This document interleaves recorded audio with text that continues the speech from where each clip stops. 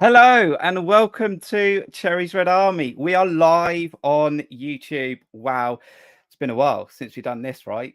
Thank you so much. Respect to everyone who's currently joining us interactively on YouTube or Twitter. And I do want to open up this stream just to thank anyone who's reached out by socials, emails, stopped me at the stadium just to give me some kind messages, because it was a tough decision a few months ago for me. I was spinning a lot of plates and I just felt like I had to pause the channel because I couldn't give 100%, and that's how I'm made. If I can't give 100%, it's not fair on you guys that have supported Cherries Red Army right from the start, the way you follow the channel, support it, and those monthly members who pay your kind money just to help deliver the channel. And if we can't give 100%, it just wouldn't be right. So what also wouldn't be right is not doing an end of season stream, and that's why we're here. We've got lots of topics, and I just want to get on with the show because we have got the Cherries Red Army team joining us very, very soon. I'm sure you're going to be happy to see them. We've also got extra fan contributions. They're going to drop on. They've got their own topics this evening. We're going to be on for a few hours,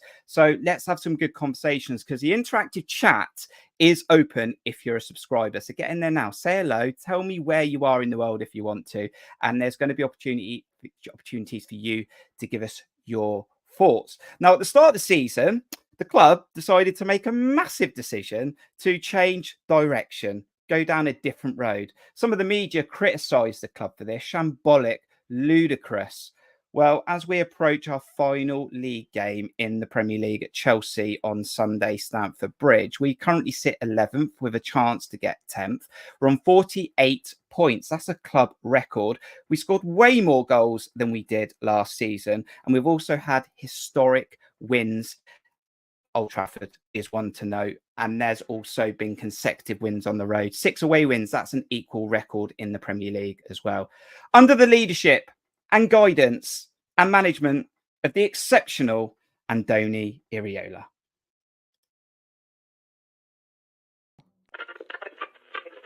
Bournemouth, in a statement, Martin, made the kind of noises you'd expect them to make. And in comes this man, Iraola, from Spain. Bournemouth have announced their replacement for Gary O'Neill, whose sacking was announced earlier today. Mark McAdam, who's the new man? Yes, new man at the helm at Bournemouth, Andoni Iraola. Creative imagination began with a new art form. Hello and welcome to episode 16 of Cherries in Focus. Finally got a Premier League win again. It was massive for the fans, massive for the team, massive for Andoni Iraola. Newcastle at home I certainly wouldn't write off. I think we've got a real chance of getting something from that game.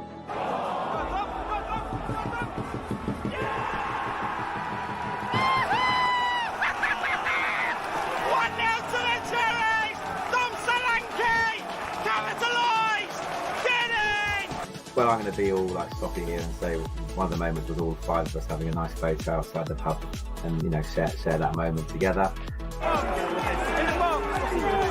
In the box! Yeah! Having it!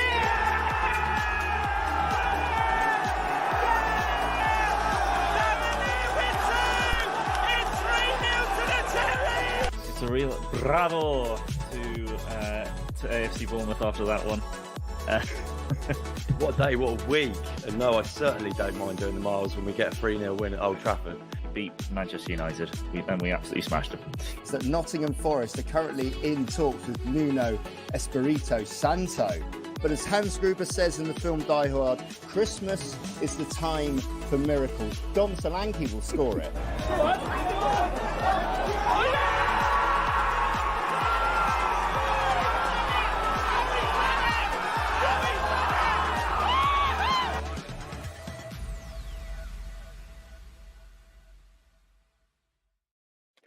There's your Cherries Red Army montage for the 23-24 season. Here they are, -1. Hopefully John can join us a little bit later.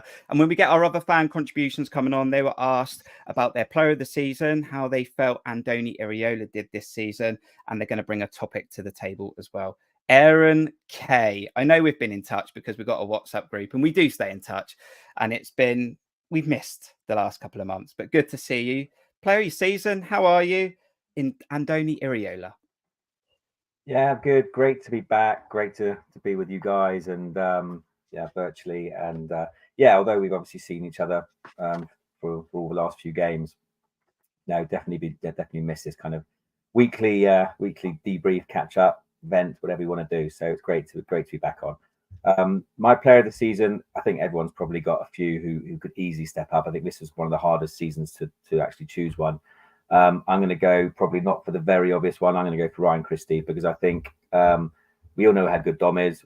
I know the potential of Zabani and how good he's been, but for me, Ryan Christie's been a revelation this season in a new position. Andoni's given him that centre midfield slot. And although he still can't shoot for Toffee, I've always said if he could, he'd be going in the summer for a huge fee. So the fact he can't shoot means he's still ours. So he's the cog, he's the engine, and he's just been unbelievable this season. So for me, he is the player of the season. And what can you say about Andoni Iraola? Massive smile on my face this week when he signed or extended his contract. Because I was really concerned he only had one more year left. So amazing news, exceeded my expectations because it's his first season, a new philosophy. Loved every minute of it, and onwards and upwards. Yeah, and I'm sure Ryan Christie will pop up a little bit this evening, Matt, because he's not added many goals, but actually, I think he's our joint top assist maker, interestingly enough, but he gives us way more than that. Matt, good to see you. You did a little contribution along with myself as well on TNT Sports, talking about the Cherries. So tell us a bit about that if you'd like, but also your player of the season. Good to see you, Andoni Iraola. Yeah, good to see you. Good to see you, boys. And, obviously we, like you say, Kurt, we keep in touch socially, don't we, off the screen. We see each other at games, but we've missed this, haven't we? I've missed the interactive chat.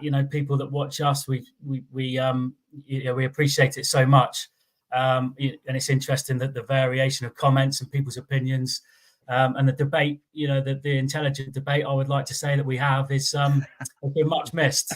So it's great to be back. Exclude myself. Thought I'd throw that one in there. Yeah, the TNT thing was a pleasure. So I was really grateful to, take part in that. Obviously, I've made a few appearances on Back of the Net as well as you have, Kirk and Steve and Aaron. We get ourselves on there now and again, but this is different, isn't it? When the five of us or whoever it is, the four of us come together. Regarding Player of the Year, I think you have to judge it on its merits, and I don't think I totally agree with everything Aaron said. I think Ryan Christie, and as you make the point there, Kirk, he's been unbelievable in his new position. And bear in mind, this is a new role for him, so you have to credit both the player and the manager and the coaching staff for that. However, I just think we wouldn't be where we are without the goals of Dom Solanke, and also not just the goals, but his all-round game. I think he's head and shoulders above probably anybody else at the club in terms of what he brings, because it's not just the goals, is it? It's much, much more than that. And to have the season that he's had with all the question marks over him, can he do it in the Premier League? Can he score enough? Can he get enough goals? Question marks that we've raised ourselves, boys, haven't we? Well, he's answered them emphatically, and some. He's being talked about to be on the plane for the Euros, and that's just an incredible turnaround from where he was at, a few years ago, even 2 or 3 years ago, So I can't look beyond Dom if you're talking about a pure player of the season, it has to be Dom. But there's other categories, isn't there? Ryan Christie, most improved. We could go on and on. Young player of the year, we could go Zabani. We could look at Lewis Cook. There's all sorts. But for me, Dom has to... Who's Clubman? Clubman. Got to be Adam Smith, isn't it? Got to be Adam Smith. So there's exactly. So there's so many awards we could hand out, but I have to give it to Dom for pure player of the season. And Andoni Iraola, as we said, what a risk at the start. Didn't sit well with me. Thought Gary O'Neill deserved a chance. Left a bit of a sour taste in my mouth, but it's been incredible. The journey we've been on this season has been phenomenal, and some of the football and what we've witnessed has been great, boys, hasn't it? Yep, and more conversations to come. And like Matt said, the great thing about what we try to deliver here on Cherries Red Army is that live and interactive facility. And before we come to Steve, I want to dive into there right now. So we've got Colin and Big Tails. Well done on your vlogs this season, Colin. Keep it up because it is tough, but you've got to love it.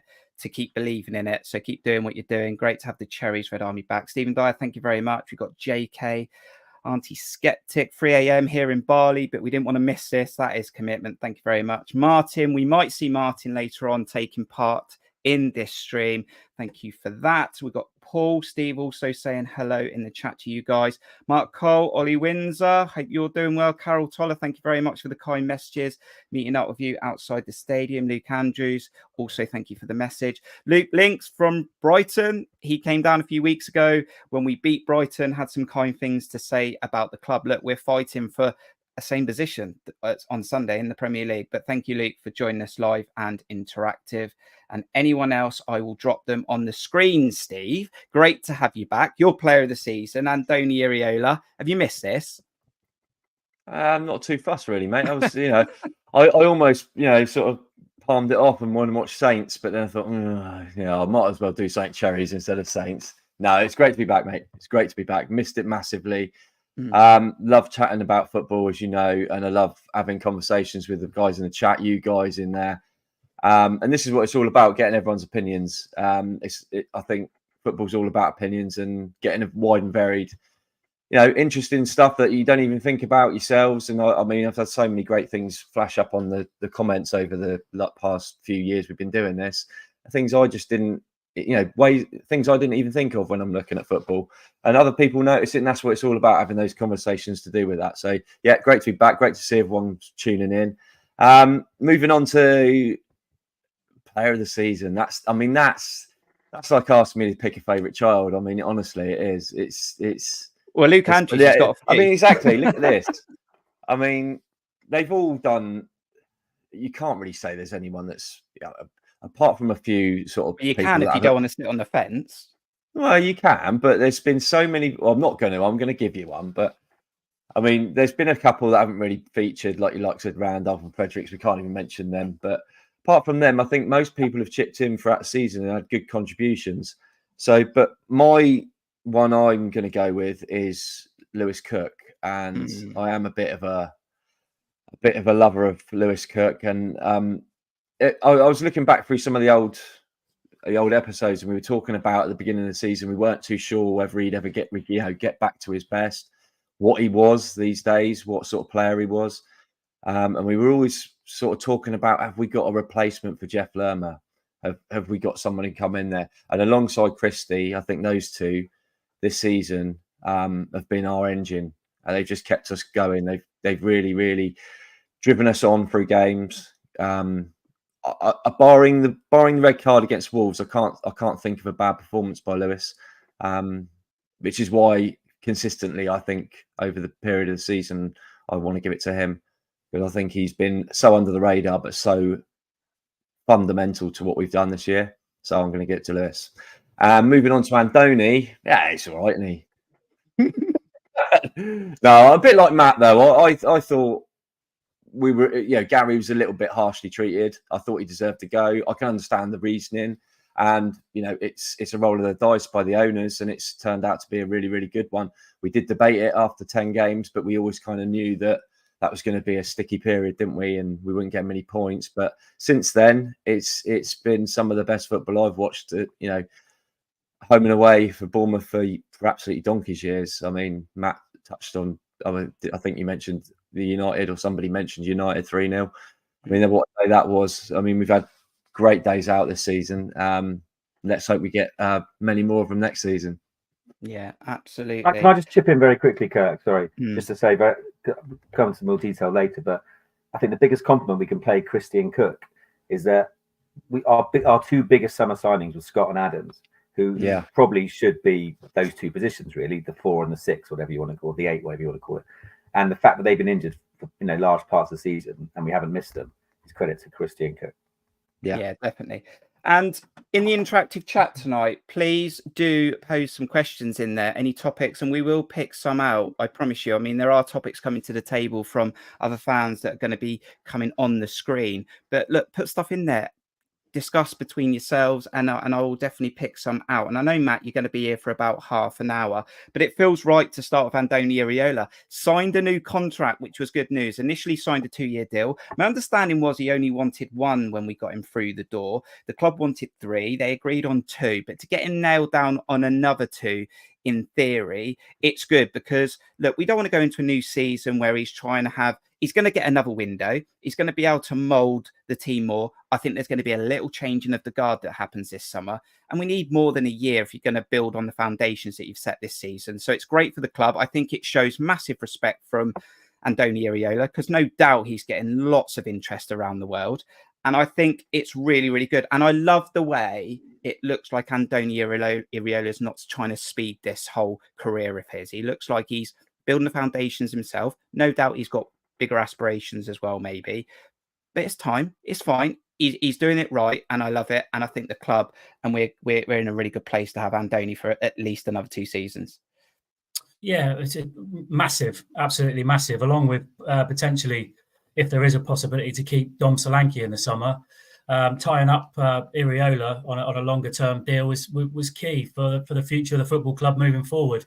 It's a measure of the man, really, isn't it? A measure of the man that he came here last summer on the deal that he did, because it was a question of whether he would be able to bed into the role as well as he would like, and a question of whether he would suit us as well. So, it's a measure of the man that he didn't just go for a 3-year deal. He thought, no, hang a minute, well, let's do it for a season, and then we'll assess things, then we'll look at things.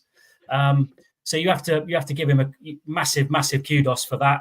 He's integrated into the community as well, hasn't he? I see him. I obviously live close to the Ashley Cross area. If I'm out and about, I've seen him and his wife, walking through, looking in shop, going in shop. They seem very close as a family. They seem to be well integrated into the community, as you would expect any manager or player to do, really. So it just shows commitment on his side, doesn't it? And as you say, Kirk, he's not just looking at the next big move, whatever that might be.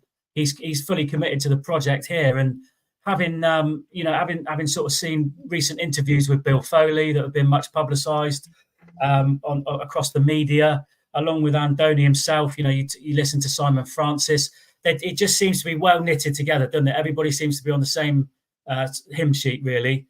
They seem to have the same plan, the same vision, and everybody's working as one. And that's so important at the top of any football club, that you've got that infrastructure in place, from owner to manager to director of football, or whatever you want to call him these days, filtered down through to the coaching staff and the players. And we're starting to see that now. Yes, we've lost Richard Hughes, which is potentially quite a big loss, because he's well established in the role. He's got a lot of contacts that he's probably going to take with him. He might even come back and poach some of our up and coming promising players, or even our well established ones, which is a worry. But I think Simon Francis, although it's a massive challenge for him, I think he can step sort of seamlessly into that role, and he knows he's going to be fully backed by the owner, Bill Foley, and working with Andoni as well. So to have that in place is just key. And although it's going to be a challenging summer, and there is going to be transition, there is going to be players leave, question marks over whether the big players, the really, really big players that we need to stay, will stay. And that's the challenge, because Bill's put it out there that he wants European football. He's made that public. He's publicised that now, and that is a massive, massive aim and a massive challenge to go for. So I think, as I said on the back of the net at the weekend, the pressure is firmly on the football club. And it's going to be such an interesting summer to see where we go from here. It really is. But we can't do any more than put the foundations in place, can we? And we've certainly got that now. Yeah. And Steve, no doubt this summer's going to be based around players going out the door, new players coming in. Can we push for top 10? Does Andoni need a couple more of his own people? Look, he's done all of this with one of his own team, and then he's helped Tommy Elphick and Sean Cooper grown the backroom staff that was here last season. They've also picked up when we beat Burnley and we went on a little run. But does he need a couple of his own people? Can we make that happen? Does he need it? Well, if it's going to help him, then yeah. I mean, he's shown he deserves a bit more, all the support he needs, really. Look what he's done without anybody. And there was a point in time where we thought, Jesus, he looks really down in the dumps after he couldn't get a win for such a long time, and he didn't have any one of his own people. He didn't have anyone to bounce off of, and all the rest of it. He was literally, he was a sole person in a new environment. But that kind of, like Matt said, it shows the measure of the man. He took that on, and he dealt with it, and he came out and he reaped the rewards. He just kept plugging away. He knew what he wanted to do, and he kept plugging away at this system. And a fair play to him. But yeah, it's going to be an interesting summer. I think there's going to be, naturally with any team success, especially a team of our size, if we get successful players and it's even a successful coach, the bigger fish will come circling. That's inevitable, unfortunately, in modern football. And we have a very big prize asset in Dom, who, he's only just, well, he's relatively, sort of young as a striker, really. I know he's like 25 now, but he's sort of coming into that sort of back end of his youthful days now, into his prime, and he's starting to get the numbers more consistently. He's done it in the championship, and now he's done it in the Premier League. I think I'd love to see if we could keep hold of him again for another season. If we can back that up, if he can do it again for another season, I think the money would be massive. But it all depends on sort of what sort of pound signs get waved towards us if people were serious about coming for him. So that's a worry.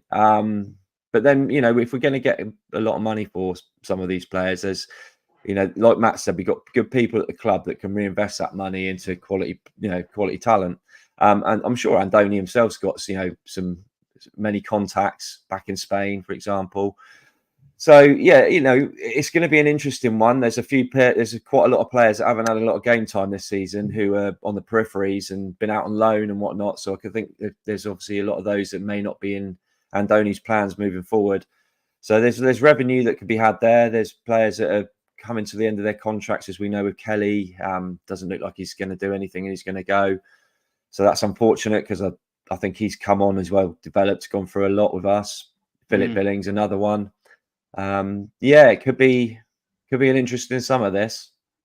Yeah, I definitely think there'll be some players that need to probably leave the club, and they'll get the respect. Not Lloyd Kelly, by the way, but I think Lloyd Kelly is leaving. But when you talk about Philip Billing, I think maybe it's time for him, time for us, and there might be a few more like that, Aaron. But Andoni Iraola signed this new deal. Paul Faulkner's talking in the chat about Dom Solanke. Dom Solanke's improved year on year since we ended up back in the Championship. This season, 19 goals, probably should have 20 if VAR was kind. I think he's got something like 3 assists. We're the only ones seemingly talking about him being on a plane for the Euros, but there's definitely got to be interest in Dom Solanke this summer. I'd love to keep him. Does Dom Solanke have more aspirations, or has Andoni Iraola been guaranteed that Dom Solanke is going to be running that front line for us next season? I think you touched on it just before. You said we're the only ones who seem to be talking about him, because not only is he not, probably I would say, not going to make the plane to the Euros, when he's streets ahead of Ivan Toney at the moment, and not far off Watkins. But even when I speak to my friends, obviously I don't live in Bournemouth, but most of my friends around here, they're like, yeah, he's only done it for one season, and I'm arguing with them, but I'm thinking, actually, well, fine, if you think that, I'd love him to stay. So, obviously I know that the intelligence of the football of football agents and managers know far more than them, but I think it's going to be tough to hold on to him. But I do think the deal would have to be right, obviously, for Dom and for us, to some degree, because he did sign an extension more recently, and he's not obviously running down his contract. It's a funny one, because obviously, we're talking about the project, and Andoni is just an unbelievable manager who we've now got, hopefully, for at least another couple of years. We know the training ground's on its way to being done. We know the stadium's on its way. We know Foley, said we're not going down, and we didn't. He wants Europe. We're probably going to get it. But so the plan's obviously there, and I'd love to think, with my Bournemouth hat on, that Dom will be like, I want to be part of that. I'm loved. I'm guaranteed to play every week. I'm the main man. We're only going upwards. 10th or 11th this year, could be top 8 or 9 next year. If he stays. But at the end of the day, everyone wants to better themselves, and if he gets the right offer from whoever it is, Chelsea or Newcastle, whoever it might be, trebles his wages, whatever it is, and it's difficult, isn't it? Because he's given us good years of service. So, But I've said before, I know I've followed the Bournemouth feed for years and years. I was gutted when Luther went. I was gutted when Efan Okoku went. I was gutted when Mark Steen went. I was gutted when Steve Jones went. When Lewis Grabban went the first time, and then Callum Wilson went. Dom is unbelievable, and it'll be an unbelievably hard act to follow, and it'll be very, very difficult to replace him. But we've all been there before, and someone else will come along, and we will get another goal scorer, because over the years that's what's happened. We've had some brilliant goal scorers, fans' favourites over the years, and now with the money to spend with Bill and everybody else, I don't want to see him go, but I'm confident that if he were to go, we would replace him, and someone else would come up. How were you when Shane Long left? Were you all right then? Yeah, not so fussed with him. He was more in the Andy Jones category, that one. Yeah.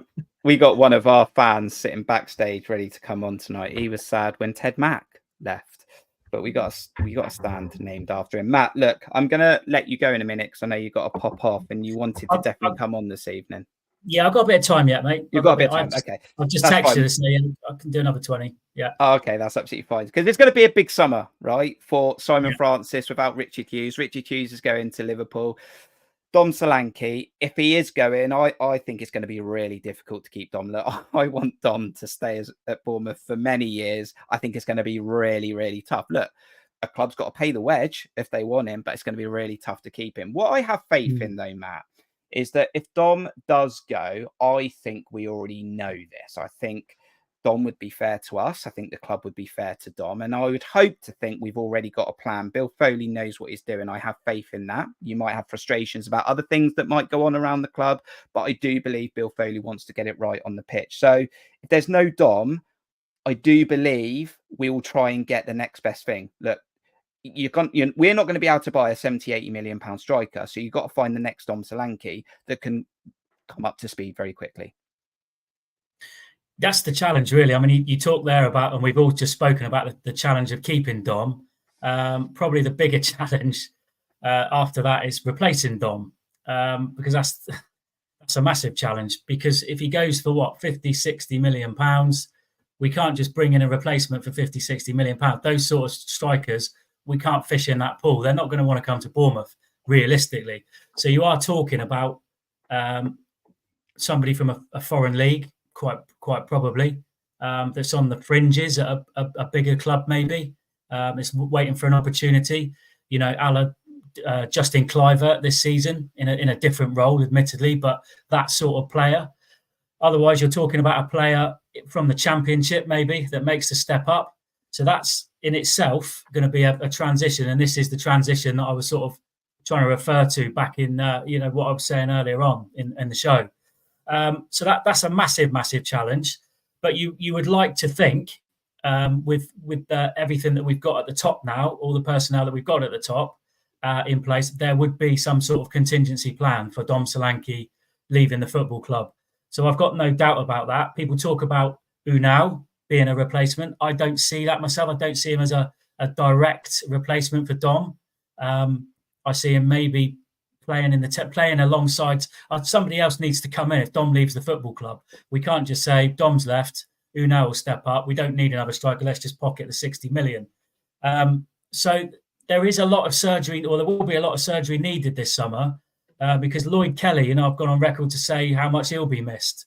Both at left back and centre back, potentially an England defender in the making. He's got all the attributes. All he lacks is he lacks it up here. His confidence levels can be shot at times, and that we've had a part to play in that. Not us personally, but some of our supporters have had a part to play in his lack of form, or his lack of his poor decision making, or poor performances on the pitch, because he obviously suffers with that. But he's a top level centre back and a top level left back, the best left back that we got and the best centre back that we got, in my opinion, still.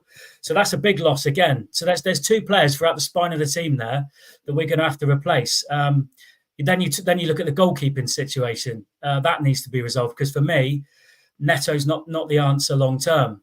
Great shot stopper, as any keeper should be, but he can't command his box. He leaves me so nervous when a cross comes into the box. I've almost got to go to the toilet each time. You can't catch that's a just cold. Age, mate. Yeah, that's it. I know that's it. Yeah, I was talking about the other end. he can't catch a cold. He has to punch everything, and he just does not instill confidence in his back four, does he? Or any of the supporters, which is an issue. So that needs to be addressed. So there you go, straight away. Neto's the captain as well, by the way. So the whole spine of the team there, you're looking at replacing, bar maybe the central midfield area. So really, really, I know we touched upon it already, but really, really pivotal. Be interesting to see what happens. But like I say, hopefully there is a contingency plan in place. And going back to something that Aaron said earlier, when he mentioned Steve Jones, I was actually thinking about him the other day, Aaron. And I remember saying, and Steve, you'll all know this, lads, when he left the club, remember when he left, I remember saying to a mate, we'll never have a number 9 like that at AFC Bournemouth ever again. We've just lost the best number 9 we're ever going to have, Steve Jones. And now look, we're talking about Dom Solanke and those before him that we've had, Callum Wilson, you name it, we've had them. It's just surreal, isn't it, to think about madness. it. But we're talking in these terms. But yeah, it'd be a massive loss. But like Aaron says, does he, and like you said, Kirk, does he go to even a West Ham and not potentially be the main man all of the time, for the rest of his career? Certainly wouldn't in a top 6 team, would he? At Chelsea, wouldn't be the main man. Whereas he knows he will be here. He'll be the main. He's top dog, isn't he? And if he leads us into Europe, I don't know. It's all about the money as well, and what's on the table, who's offering what the player wants. All I can say, just summing up on this, Dom Solanke has been exemplary. When you look at Ivan Toney and the way he's handled his potential transfer compared to Dom Solanke, so when you're talking about Dom or Ivan Toney being on the plane, it's not just about what they do on the football pitch. It's about them as a person, as a personality. They shouldn't even be mentioned in the same breath, him and Ivan Toney, because Dom has conducted himself 1,000 times better than Ivan Toney has on and off the pitch. So I'll say that much. Right, we're going to bring a couple of fans in very, very soon. We're going to start the fan contribution, and I might just fill the room up. I was thinking maybe drop a couple of you guys out and bring them in, but let's fill it up because those fans can ask you questions. The chat can ask the fans questions. There's lots of conversations going on in the chat. I'm going to dive in there in a minute. Very, very quickly, Steve. This reminded me of the Championship season. Talking about Dom, Paul saying, Adebayo from Luton. I remember picking this one up in the transfer video in the Championship. I like him. He's a handful, definitely. Decent enough, but I just think he's not quite that level we need. I think he doesn't play 40-odd games as well, like Dom does. No, he's well. I don't know what his injury record's like per se, but I know he's been out a lot this season. He just came back at the end of this season. I saw him play in the recent game. I didn't think much of him, but admittedly, he just come back from injury. I think we need to look a bit beyond that now. I think with what the owners want to try and achieve, I just think it's a slight step up. Going back to what, just touching on Dom, I kind of disagree if he goes to a top side. I think there's a few top sides that are lacking a proper goal scorer, and I think with those, I think Dom has improved that much that with the quality some of these teams, in the top 6 have in and around him, I think he could actually thrive. Like I say, he's coming to his peak. I'm not, that's just me. I just think I think he's got it within him. If he wanted to take that next step, he could do. I don't think it's a case of he just sit there and let it and rot on the bench. I just don't think he's that kind of player. I think he could, but he wouldn't be the main. He wouldn't always be the main man, would he? He'd have more. But then you're looking at. I'm not suggesting he walks into Man City and now Haaland onto the bench. But what I'm saying is, there's teams like Spurs that could do with an out and out goal scorer. Better than Jackson, isn't he? Exactly. Yeah. So there's teams that I think, and he started at Chelsea. It's where he came from originally. I'm just thinking there's a few teams he could make a name for himself with. Yeah, but right. Still, there's smaller fish in a big pool, wouldn't he, Steve? Is what I get. Yeah, I understand. I understand that. Yeah. Whereas here, Arsenal fans would bulk at it, but he could be the central striker that they need, which they haven't got currently. But anyway, I think he's got it with him. Is what I mean. Yeah. Let's not tout him about. No, exactly. He's useless. He's useless. I'll tell you what I'm going to do. Right, let's give you guys a breather. Let's bring some other fans in. They've kindly sort of put themselves forward to come on tonight's stream. So let's bring Andrew in and David Cordell from the States. Let's fill the room up. Andrew, how are you? Good to see you. I'm going to come to your topic in a bit when I found it on my screen, but we're talking about Dom Solanke. Is he going to be in a Bournemouth shirt next season? Well, my heart, like everybody, wants that to be the case. I think my head says no. And I think my head says no primarily because I think Dom himself will now feel it's time for a fresh challenge. I think he will be the one that dictates whether he moves or not, as is the case in the modern game, really, isn't it? It's the players, really. And I think he's probably thought to himself, I stayed with obviously he stayed with us when we went relegated. And, that was an opportunity for him to basically sort his game out, became the main man for us. 2 seasons in the Championship and 2 seasons in the Premier League. And he's broken through effectively this season. So I feel as if his agent, the people around him will absolutely be exploring options. And, I would be very surprised if he didn't move, because I think he will owe it to himself to test himself again. So that's my thought on Dom Solanke. I think, obviously listening to everybody talking about who replaces Solanke in our team, I think we've got to remember, how the modern recruitment thing works. I mean, for the last 12 months in that tactical recruitment office somewhere at Dean Court, the likes of Hughes, Francis and the scouts will be constantly effectively having shadow 11s, won't they? They'll be looking at all kinds of players for every single position in our team, from goalkeeper to replacement for Solanke. So they'll know, they'll have targets, price bracket, and they'll have data that reflects the kind of player that we'd want to come in to replace Dom Solanke up front. So I'm not hugely worried that we won't have, that our team won't be ready to go, and they'll be talking to potential targets and their agents as we speak. So who knows what's going to happen on that front? But I mean, for me, I'm resigned to losing Dom Solanke and Lloyd Kelly. If either of them start next season in a Cherry shirt, then I'll be really, really happy. Yeah, I'll be very surprised if Lloyd Kelly's in a Bournemouth shirt next season. David Cordell, good to see you. And it's only fair to give you a chance to speak about Dom Solanke, because I'm sure you've been a massive fan of Dom's. And it just feels like if it's going to be a moment for Dom to push on, what's he? I'm going to be fair here. Is he 25, 26, maybe? And he's just scored 19 Premier League goals.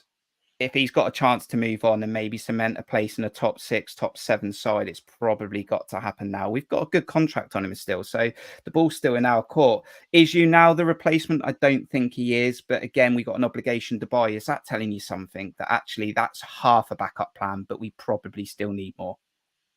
Yeah, I mean, my personal opinion is I think that if Dom goes to a big 6 side, that makes sense, right? I don't think it makes sense for him to go to West Ham necessarily. I think we're going to be the West Ham in the middle of the table. So if he's going to go, it's going to go to the big 6 side. And the maximum in business and in football is buy low, sell high, right? So it has to be for the right price. He's under contract for a couple more years, I think. I would want 80 to 100 million for him. I don't know if we're going to get 80 to 100 million, but that's what I would want. It's got 3 more years. What I think Dom has to decide is, if he goes to a big 6 side, he may not be the number 1 all the time. If he stays here, he is. So that's the choice that he has to make. Is it better to be a big fish in a small pond, or is it better to be a small fish in a big pond? That's only Dom can answer that. Only Dom can answer that. Now, David, I did ask you who your player of the season was, and if I've got this right, you want to dance with Sabani. You think he's been very good this season. Missed only 1 Premier League game, I think, off the top of my head. I asked you to rate Andoni Iraola season. You said achieved what I expected, and your topic is a pre-season tour. Now, you're in the States, and there is something in the chat about, is anyone going to the States? Well, I hope Steve Hensman's going to the States, because he goes everywhere where the Bournemouth team go. Have you got any rooms to spare, David, if anyone's going on a pre-season tour? Well, everyone down David's house. I don't know if Washington DC is near enough to the LA. You chauffeur us around everywhere. I got my tickets for Wrexham. Wrexham is already sold out, by the way. The Wrexham game. So what do you mean? What do you mean by pre-season tour? Elaborate. Well, I mean, they're going to be playing Wrexham. From what I've heard, there is another game being planned, but they haven't announced it yet. I'm presuming it's going to be somewhere in the LA area because they're training at LA Galaxy apparently. So there will be a tour of sorts, but I think it will be more an LA tour rather, or Santa Barbara tour than a tour of the United States, which, to be honest with you, is smart on their part. I mean, a lot of teams go from the West Coast to the East Coast, from the South, and they get tired out. So I actually think it's better to pick one area and do that area and base your training camp there. And let's face it, the weather in the West Coast is a lot better than the East Coast in the summer. Yeah. I mean, Matt, it was about finding our feet this season. And where did we go? Marbella? I think Steve was there. Portugal? Did we go Portugal last season? That was last year. It was Marbella last year, this yeah. season. But surely if we're pushing on now and thinking about Europa League, Europa Conference, whatever it's called, maybe we need to go out to these places because this is what the top clubs do, don't they? Yeah, I mean, before I answer that, going back to the Steve Jones comment, him being the best striker that we're ever likely to have, if somebody had told me we'll be playing Wrexham in the States and that'll be sold out 20 years ago when we were relegated there at the racecourse ground, I'd have had to look twice at them. In a few years, it might be a Premier League fixture. It's just incredible to think, isn't it? It's incredible. But like you rightly say, boys, as you made the point there, Kirk, if you're going to raise the profile of the club and we're going to start looking at a proper sort of international fan base, then you've got to do these things. You can't be playing Yeovil Town away in pre-season, can you? You've got to get across the pond. You've got to get to these places like the big clubs do. They go to Asia, they go to America, where the Premier League is obviously a big product. And you want to put your name out there, and that's what obviously Bill Foley and the board are trying to do. They're trying to raise the whole profile of the football club, not just within Dorset, but worldwide, because that's what it will need for us to be able to survive and ultimately thrive at this level, isn't it? So, I mean, it doesn't surprise me that it's sold out, David, to be honest, that fixture, because Wrexham have got a similar strategy, haven't they? It's not us that's selling it out. It's Wrexham, to be fair. Yeah, exactly that. They're probably ahead of the game, actually, aren't they, in terms of Disney FC, isn't it? Yeah. How many films has Bill Foley been in? Well, exactly. Apart from documentaries. Well, Michael B. Jordan, don't forget him. Michael B. Jordan's been in a few, though. But Foley has a really good winery right near Santa Barbara, which is where we're playing Wrexham. So you can get to the winery as well. Andrew, right, let's look at your application to come on this evening. You want Ryan Christie. Well, you are saying Ryan Christie's your player of the season. Doesn't score many goals, but what an engine. I actually think he's looking a little bit burnt out since Wolves, or a couple of games around that. I feel like it's probably caught up with him, but he's been a massive player. So you can talk about Ryan Christie in a minute. You've said that Andoni Iraola, what you've seen is what you expected, and you want confirmation bias from the established football status quo that we are punching above our weight. So we basically, are you saying we're just still not getting the respect? Yeah, and I think it's interesting if you sort of unpick why that is, and sort of dig a bit deeper really into just the sort of the way the football hierarchy still looks at us and regards us. And, if we go back to the start of the season and, the likes of Lineker and people of that ilk, their reaction to our sacking of Gary O'Neill, and Graham Souness, I don't know if anybody saw him when he went on Talk Sport and was just sort of almost indignant with kind of, who do Bournemouth think they are? What do they expect? They're this tiny little club with 11,000 fans. What is it? What are they thinking? And what none of that sort of football establishment, those old school characters like Souness or Richard Keys even, what they don't quite get is what Foley's about, right? And I think if you look at it through the prism of Bill Foley coming from a US sports franchise, he went to Vegas, didn't have an ice hockey team. Right. The franchise system, I'm just going to set a team up and I'll just make it work. And effectively, I think he looked at the Bournemouth opportunity in exactly the same way.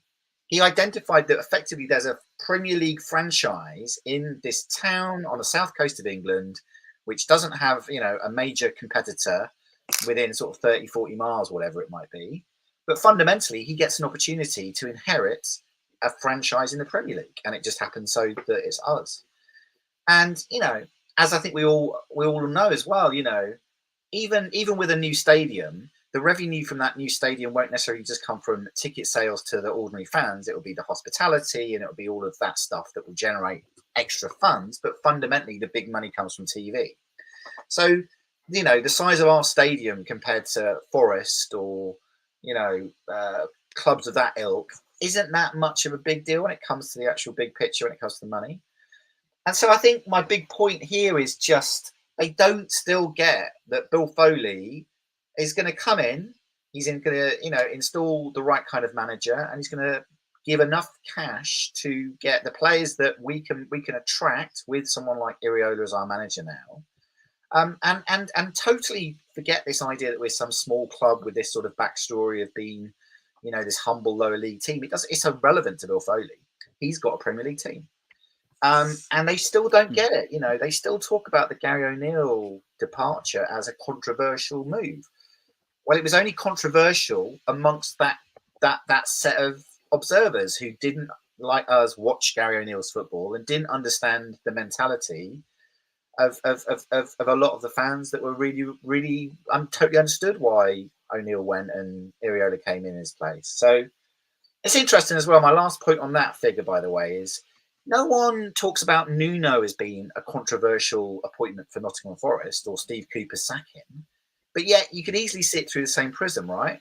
Steve Cooper did this tremendous job. He got Forest promoted. They loved him, kept them up. Why was he sacked? And Nuno comes in. They don't care because they don't see Forest as a, you know, it's fine. Forest can go and hire someone like Nuno, but for Bournemouth, they still can't get their heads around the idea that we're not this tiny little team that play Crew and the likes each week. We're now a Premier League club. What is it? We've been in the Premier League now. Is it 8 out of 10 seasons? Mm-hmm. Yeah. Like that. You know, Bill Foley and Frivola and all that guy, they don't care about that stuff. And I'm not being disrespectful to us. It just doesn't matter to them. They've got a Premier League team and they can build it now almost from scratch. Yeah, I mean, Steve, I've said for a long time that you don't forget where you come from, but there has to be inside the fan base. We have to start thinking a little bit bigger now, especially with the vision and what we've got behind Bill Foley on the pitch. As I said, you can have certain frustrations in other things if you want, but Bill Foley is thinking big. He said, look, in 3-4 years, I want European football. Camford Heath, we're going to have a new training ground next season by the end of this year. Then the stadium. What is it? How do we release this tag from the rest of the Premier League, though? Because we can spank a team 3-0, right? But it's still they play poorly. Not that we absolutely battered them. We could have been 4-0 up at Wolves, but it still would have been that Wolves were poor, not that we were great. What is it? Is it simply us having an 18,000 seat stadium that they go, actually, their training ground's not adjacent to the stadium now, and they've got an actual stadium that's similar to a lot of teams in the Premier League? Does that change it? What is it? Are we just going to keep going round in circles and lack respect in the Premier League? I think there's some legs in that, because you look at Brighton, for example. We're very similar with Brighton. We've come up through the divisions of like Brighton have. Brighton didn't even have a ground at one point. They were playing on an athletics track. And they built a new stadium. No one even questioned them when they started doing well. They was like, oh, you know, well done, Brighton. What a great model they've become. It wasn't little old Brighton, was it, that came from the lower leagues that we were playing regularly. And I think maybe it is that infrastructure is just not there, and we're not, you know, I don't know, the media come down to Bournemouth and they see our little stadium and they just think, oh, this is, you know, this is worse than bloody, you know, some of the League Two stadiums out there. So it could well be that. And when Bill sort of, you know, starts throwing the cash around a bit more and he develops a stadium like he says he will, and after he's done the training ground, maybe when the media start coming and looking at our infrastructure, then we might start getting rid of that tag a little bit more. I think I can't see any other reason really, because we're mixing it with the big boys on the pitch. We're getting big name managers now. You know, there's backers behind us. There's no other reason I can see really, other than that. Well, unless they're just cynically, they just do not like us, and I don't believe that the whole of the media doesn't like us, because it's a great story. Bournemouth, it's an absolutely wonderful story. You know, the likes of Eddie Howe and what he did, Maxim and all that lot. So I don't know. you know, and obviously this isn't for everybody. I mean, I've struggled with this change. I really have, but I've admitted that it's a necessary evil if we want to progress as a modern day football inside. You know, in the Premier League and mix it with the big boys, we're going to have to sell our soul to the devil a little bit. You know, gone are the days of, you know, the lads out of the football and it's all a bit of a crack and it's all cheap and cheerful, and it's not. It's big business now, and we're going to have to go along with it if we want to progress on and off the field. Can I just make one point to what Steve's saying there? And Kirk, you're asking, you know, will we ever shake this tag off? I mean, here's another example that was quite recent. I don't know if anybody saw Jamie Redknapp being asked after one of our Sky games whether, you know, Tom Solanke had to leave Bournemouth. You know, he wasn't at the right club. And what had been really, you know, what would have been interesting for someone like Redknapp to have said in that situation was, wait a minute, you know, maybe we're looking at this the wrong way. If Dom Solanke can score 18, 19 goals for Bournemouth, isn't that more impressive than if he scored 20, 25 goals for Chelsea this season? The fact that he's scoring goals in a smaller team, that should say quite a bit to someone like Gareth Southgate. Now, that would have been a different perspective to take, but and you think about the history he's got with us, he basically said, he needs to be a bigger. I mean, you know, Bournemouth's a nice club and it's friendly. But this is the sort of the perception, and you know, you're talking about how we change it. There's still a perception out there that we're not a football town, that we're, you know, it's quite middle class and genteel. We're not like a football city with passionate supporters that live, breathe the team. All those kind of cliches and stereotypes. And you know, you get someone like Jamie Redknapp of all people, who, you know, spent, you know, bunks off school to come and train with the likes of Sean Teal and players like that. Even he can't go, hang on, guys, I think we need to look at this differently. And that's really sad, I think. Yeah. The England squad's a case in point because, you know, people, you know, as you just said, Andrew, should you know, to get the England squad, he needs to move on from Bournemouth. You know, people like Ivan Toney get talked about. Brentford, whatever, finished 16th. You got, you know, no one's mentioned Lewis Cook, but the Crystal Palace geezer, Fulton or whatever his name is being talked about. Pickford and Branthwaite are the best things since sliced bread. Everton, once again, you know, just stayed up for the fourth season in a row. And it's a whole mentality thing around us. You know, we haven't just, people tipped us for relegation. We haven't just stayed up.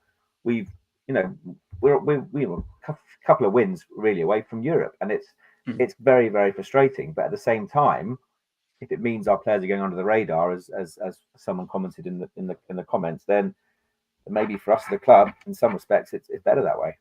Imagine if we did a Leicester and won the league. They'd say, instead of saying how amazing it is that Bournemouth won the league, they'd say it's how bad the other teams were that year.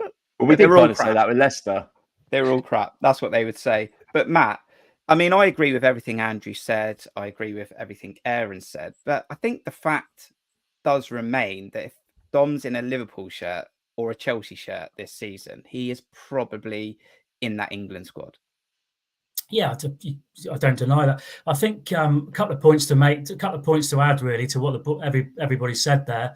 We've got ourselves to blame in some ways because we've always revelled in the underdog tag.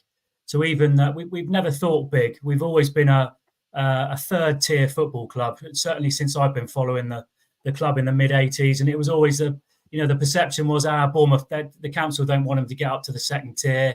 This is not as the boys have said, it's not a football town, middle class area, no depth to the fan base or the support. So when we did move through those leagues, we did revel in that tag of underdog all the time and used it to our advantage, and rightly so. So I think there's that perception from the rest of the footballing world that we've got to overturn. But also you have to be realistic, boys, as well, and say that it isn't. Let's ask ourselves really: is it a football town? Is it a football area? No. Not really. You know, I live in Parkstone in Poole. I go up the Churchill, which is my local, which is a Green King with Sky Sports on or BT Sport for the Arsenal-Bournemouth game. There's more Arsenal fans in there than Bournemouth, one Bournemouth fan. Now, I used to live in the Portsmouth area. I'd go to Pompey with mates just to watch them if they didn't get a ticket to the game. The pubs, let alone in Pompey and Fareham, Gosport, Havant, you name it, full up with Pompey, absolutely full to the rafters. So there is a limit, there is a ceiling for us. And we have to be honest and accept that we are a small football club and always will be at this level. At League One level, no. But at this level, we always will be. So there is that glass ceiling. And for me, that's probably around the 22,500 mark, I would say, as a stadium. Because you've got to be honest. But to change that narrative, we've got to come away from the underdog tag, the little old Bournemouth tag. And only Bill Foley improving the infrastructure and building us up is going to do that, really.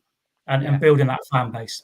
Because there is potential there. There is potential there to exploit, but it's limited. It is limited potential. So we have to be realistic, boys, as well, don't we? Go on, David. I think that's right. The size, people are saying, why aren't we building a 40,000 stadium? Because if we ever went down to the Championship, it would be a third full, right? It'd be a white elephant, David, wouldn't it? Yeah. It would be. The most important thing we're doing, is building the training ground and the academy, right? Building the foundations. Yeah, that's key. Because for me, if we were ever to be relegated down the road, and we might be because that happens, right? That's a source of future players, right? If you are able to have a world-class academy, you can attract players to come and play for you at the youth level. Those players can then move on, and you can do what City does. You start selling them for money, right? So to me, out of all the things and he was absolutely right, build that training center, build that academy up, hopefully get status, grade 1 status for the academy. That would be even better. And then I think you'll see a lot of progress. The other thing is the women's team, right? It's a shame we didn't get promotion, but I'd be putting money into the women's team. There's a great growth market in the women's game. You've seen that at the Bournemouth games when the women's team came out, and they got a lot of people to watch it. So, and that's actually good for financial fair play, because if you spend money on the women's team, it kind of comes off the money that you're allowed to lose. So, totally right, Matt. I'm going to drop you out because I know you've got other things going on. But I do want a score prediction. Bringing other fans into the stream very, very soon. Matt, score prediction. Last game of this season at Chelsea, potentially. Yeah, tough task for us. As tough a task as we've had. We've been to Arsenal recently. That was tough. I think it's another one of them. Chelsea have hit some form. They've got a settled side there now. They've clicked into gear. They've got some real quality within. They've spent £1 billion, so come on, they're bound to have, aren't they? But I think we can go there and take the game to them. It's all about what we do as well. My head obviously says we'll get beat. I think we'll get turned over 3-1, but I don't want to go with that. I'm always positive as a Bournemouth fan. My heart says we'll nick it. No, my heart says we'll nick it because we've got such a good record. Backhanded that. We've got such a good record. We've done it before. How many times have we gone there, boys, and thought, no, we're going to get turned over today, well and truly. And we've done the opposite. So why not this time? Let's go 2-1 with Dom Solanke scoring the winner. Love it. Matt, thank you for all your contributions this season. Have a good weekend. Enjoy the final game of the season. Right, Andrew and David, if you're happy to stay with us, Andrew and David, we'll keep you on for a little bit longer. We're going to bring in Josh and Morgan. Haven't done this for a while, though. Do me a massive favour. Subscribe if you're new around here and hit the like button. We got nearly 100 people watching live.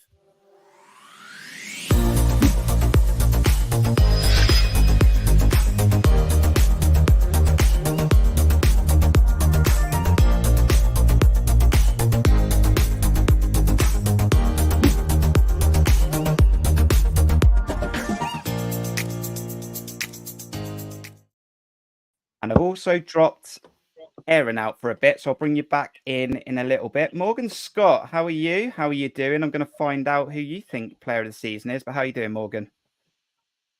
Yeah, all good, thank you. Yeah, it's nice to see you guys back on. I hope all sorted out for you, and it's good to... well, I would say it's good to be near the end of the season, but considering that the football came after the sexy football, rock and roll football came after the first 9 games of the season. Maybe we could have 9 more games for free. But no,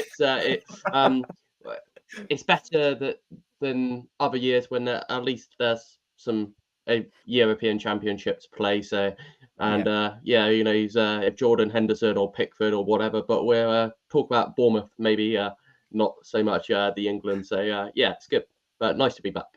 Absolutely. Rome wasn't built in a day, and thank God Bill Foley and the club kept their nerve, because the right man is in the right seat. Now, Morgan, you think that Ryan Christie is player of the season, so he's cropping up a little bit. Andoni Iraola exceeded expectations for you, and your topic, the fight of attacking to the end of the game and the lack of pride not to leave anything out there. I mean, are you just happy the way we approach football matches, the way we deal with football matches, the way we end football matches? You're not always going to get it right, but in the main, we did get it right a lot. Yeah, I think you hit the nail on the head. I think the first thing I'll say is that the football that we were watching under Gary O'Neill last season was frustrating. There was no identity, there was no philosophy. But then I think he got put in a position that he shouldn't have been put in, with all due respect, as early as he was. I think he was still learning. I think it was a shame that we couldn't keep him as a coach, because I think he still would have been great in that role. However, it's worked out for both parties. I'm so pleased for him. He's such a down-to-earth guy. I had the opportunity to meet him at the end of, just before the end of last season, and there was a video on X, Twitter, whatever you want to call it, this afternoon of him wishing a Bournemouth fan just a nice little video, and I thought that you could see what a nice guy he is. He's had a lot of abuse. That, you know, he's new to this. He's not been on the scene 5 minutes. Wow, he's been a lot longer now, but I think it's so nice that he did that for the Bournemouth fan. He didn't have to, and he's just a down to earth guy. In terms of Andoni Iraola, yes, he did great things in La Liga. The Premier League, in my opinion, is a different kettle of fish. I didn't think he was, after the first 9 games, like a lot of people, I thought we might have made a mistake here. However, he's proved us all wrong. Dom Solanke, just to touch, I know he's not my topic, but Dom Solanke a few seasons ago, Kirk, I know me and you weren't so sure about him, but he's proved us all wrong. So sometimes when you prove wrong, you've got to pay, credit where credit's due. And Solanke, Iraola, wow, Solanke's been sensational as well, but Steve put me off. No, in terms of Iraola, he's delivered. He's attacking football. It's just such a breath of fresh air. Even in the Brentford game, yes, we lost the game 2-1, but he didn't want to settle for the draw. We're safe. We're so far to our lady on that beach. We don't need to be. But that he doesn't want to sit back. He wants to go and win a game like an Eddie Howe. If we lose, then he doesn't care. He wants to, and it's so much better that he's done that. In terms of Ryan Christie, my player of the season, I think is he sponsored by Red Bull? Like, seriously, if the man's sponsored by Red Bull, he's like a Duracell bunny in the bit of the pit. I just think he's just so. He was a winner. And we all know that he can't shoot very well, with all due respect. But he keeps doing it. Gone in and well, you yeah, can't odds a try, can you? Well, the thing is, though, Steve, no. like, I absolutely love Ryan Christie now, and I think he's earned the right to be in this side. He's actually just absolutely driven his way into this starting 11. I mean, at the start of the season, I think we were sitting there going, look, he runs, he presses and all that, but surely you're not having him ahead of Alex Scott. But he's absolutely earned the right to be there. But it's so annoying when the ball comes out to him after a corner's cleared and he shoots every time and it goes row Z, maybe into the car park if we're playing at home. It's so annoying, Andrew. It is, isn't it? And it's weird, isn't it? Because, like, if you think back to the likes I don't know, Jefferson Lerma, or for older folks, perhaps, George Lawrence, dare I say, it's like they're players that you just kind of just know are not going to do it. But with Christie, there's always, it's not the same frustration. It's not the same kind of, oh, isn't that funny? But I think my point, I was just, because I also, like Morgan, put Mr. Christie forward as player of the season. And I think if you think back, can you remember how we were all talking sort of September, how scared we were that we didn't have a midfield? And, we'd signed Adams, hadn't we? And Scott, both injured. And we all were like, oh my God, what's going to happen here? One of the biggest testaments to the impressiveness of Iraola has to be how he took those 2 players. All right, Cook was already, it's not like a radical change for Lewis Cook to do what he's done in terms of position-wise. But for Christie, to basically transform Ryan Christie into this. Sorry, guys. Southampton just scored. Sorry. Oh no, you've ruined the stream, Dave. No Southampton news, thank you. It's like, was it David Brooks? No, it wasn't. It was Smallbone. Armstrong, I think. Was it Joe Rothwell? No, Smallbone. As you were, Andrew. Just the point. I mean, I think if you sort of pick in, I don't know, 5 incredible things that Iraola's done for the team and made it his team, it's how he has worked. He's transformed Ryan Christie. And that is such a testament. I mean, we all looked at Eddie Howe as someone that loved developing players and working with players. Iraola clearly has the same talent, and I think it's quite incredible, really. So yeah. Steve, really early to say, is Ryan Christie in the starting 11 in game 1 of next season? Yeah, 100%. 100%. I actually think it. I seem to remember us having a conversation about this back in the beginning of the season, because I think he was trying Billing in a deeper role at the start, and Christie was kind of in the 10, and I kept saying that it felt like it was the wrong way round to me, because Phil doesn't give you that defensive work really. I think he's a little bit sloppy all over the place. He doesn't read the ball that well, but his attacking numbers are great, as we've seen in previous seasons. And I kind of thought we were taking 2 dimensions out of our game by swapping them around. And we had a small little conversation and go, actually, does it not make... It makes quite a lot of sense to put Christie back further, deeper back, because his engine is incredible. Runs all day for you. I kept saying all season, he's not a Duracell bunny. He's plugged into the mains. He's just constantly on. He just doesn't stop. It's incredible. He's good on the ball. He can drive forward with the ball. He can go past the player. He's actually not that bad in a tackle. So I think, as much as everyone sort of think it came out of nowhere, and we think, well done, Iraola. It makes a lot of sense when you break it down. But I think, it's a brave man that does something like that. I think Andrew's quite right. None of us would have done it. We would have all just kept on plodding away. We put him on the wing or in the 10. But yeah, hats off to him. He's been a revelation. Right, Josh. Now, if you're not following Josh on Twitter, you're doing something wrong. My request to you, all of you in the chat, is after this, go onto Twitter and follow Josh. His tag is on the screen. He's done some great stuff for just delivering content for the Cherries. So well done to that, Josh. I need to dig out what you have said. But how are you doing, Josh? Yeah, not bad, thank you, and thank you for that. No, it's great to see the channel back, and it's great to finally be talking about Bournemouth in a positive way, because when I've come on before, we're struggling a bit. So it's nice to finally come on and sort of talk a bit more comfortably and talk about a good season. And you're talking about Dom Solanke and Ryan Christie having a good season. And Andoni Iraola's also exceeded your expectations. But there's one question, Josh, that you want to know the answer to. Where do you play Dango Ouattara?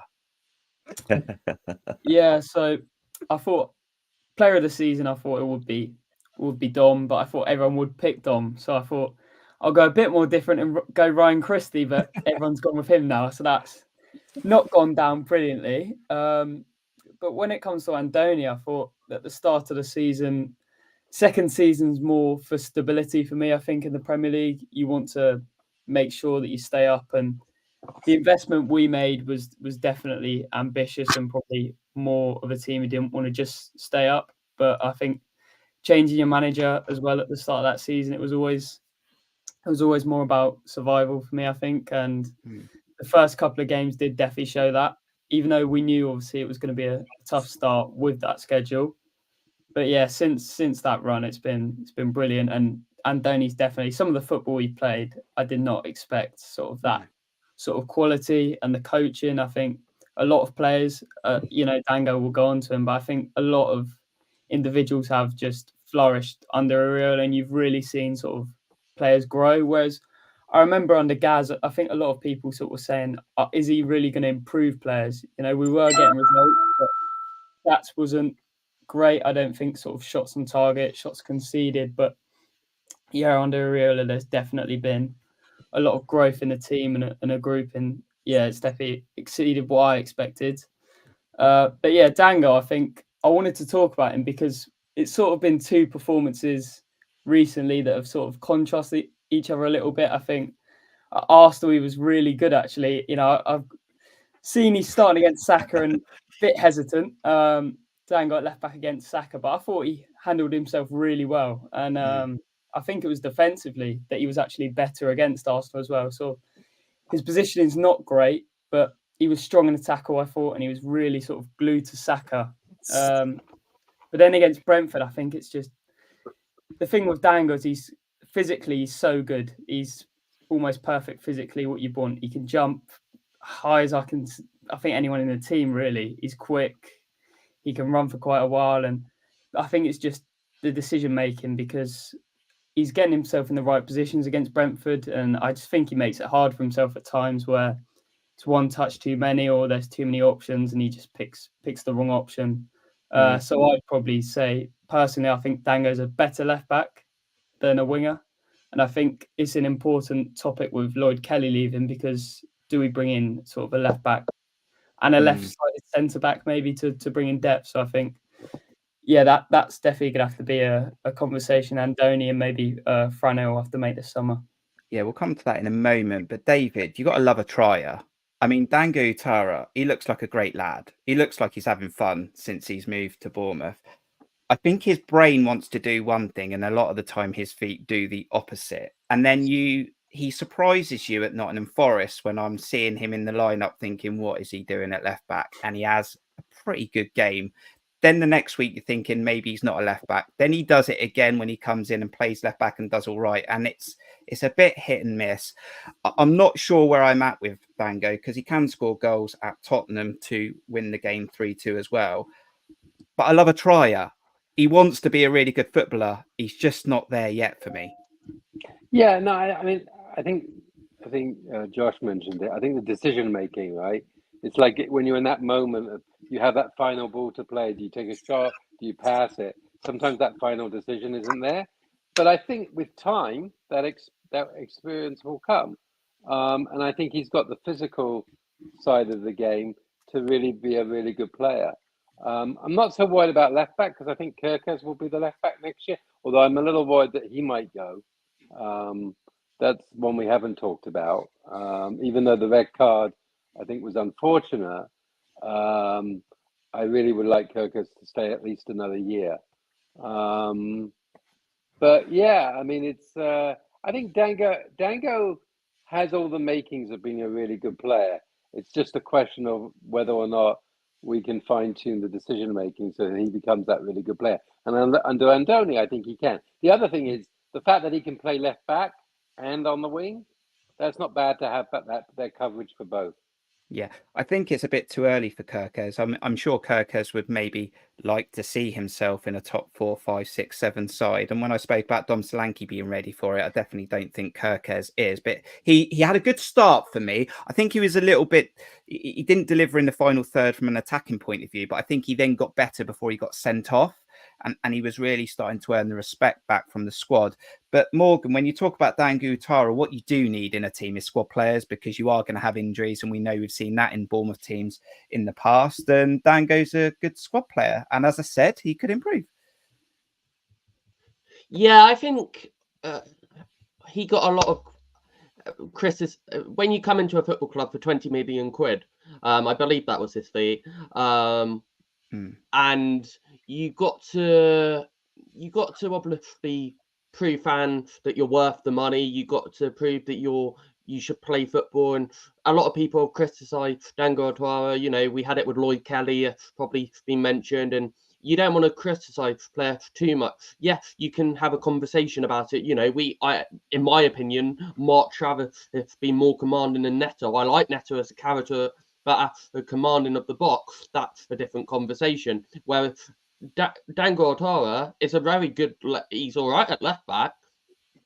Out wide, I don't think it. In my opinion, it fits. I prefer him as a left back, but you don't really want to play a player out of position. But then, as we alluded to earlier in the show, Andoni got he's making, Ryan Christie was an essential midfielder with Lewis Cook a few at the beginning of the season. He's done that. Lewis Cook playing right back in game management. So if Andoni sees him a better left, he can do a job at left back, then why not? And also because he's so pacey, we can overlap. You know, Lloyd Kelly not particularly always as pacey going that way, and Kirkes, yes, Kirkes is still only 19 years of age. I think there's a lot of pressure on him, and I know Dango's only young. Well, I think he's a bit older, but I think Kirkes can be a little bit rash sometimes. And I think that between the two of them, if the club don't want to invest in that area, I'm sure they will. I think we have just about enough cover there for now. I would like to see another left back, because I think that you don't want to be playing people out of position if you don't have to. But if we need him, if he wants to be our second choice left back, then why not? We got enough winners. Andrew, we're going to keep coming full circle to this, and I haven't really thought about it in detail yet, but it is going to be a busy transfer window, busy summer alongside the Euros and for Simon Francis. And I do look at that defence, and I know we've got some really good players in there. Zabani, Senesi, Smudge has signed a new deal, I think. Max Aarons will probably be thinking about next season and making sure he's fit. Kirkes, feel like left back is going to be another summer or transfer window where we're thinking about left back. There's so many positions for me that's going to need to be concentrated on if we are going to push on. Agreed. And I think the left back situation is interesting, because it's like it's the one position actually where there's been a lot of churn over the years, right? You know, Zamora. Sorry, help me out. Our former left back. I'm getting confused with Bobby Zamora. Charlie Daniels. No, Jordan Zamora. Yeah, I was right. Sorry, you were right. You should have backed yourself. That's why I was confused, because he was right. Sorry. Yes, I was. Yeah, I mean, obviously that was a slightly unexpected departure, which we knew was happening for a little bit. And you know, Lloyd Kelly's in. You know, the one thing, by the way, and I think we'll all probably agree this, that if I'm a big top six club and I'm looking at Lloyd Kelly, my one reservation over him is going to be his injury record, because he has spent, you know, a considerable chunk of his career at Bournemouth injured. Do you know what's interesting though, Andrew? Not as much as Ryan Fredericks. Not as much as Ryan Fredericks. And just to update you in the chat, Ryan Fredericks is not available for the Chelsea game, just so you know this. But Andrew, actually, are you sure? Just about. Are you sure? Is he not been able to be like? He was hoping to have a cameo, maybe see himself out the club, or the whole of next season, probably. Does Ryan Fredericks even exist? That's what don't. I got burnt for that. Don't start. I think is his. Are you sure there's no testimonial? Yeah, I think so. I've just Yes, sorry because what we need, right, is one of those like hot sauce videos. Frederick and Darren Randolph, the other guy. Yeah.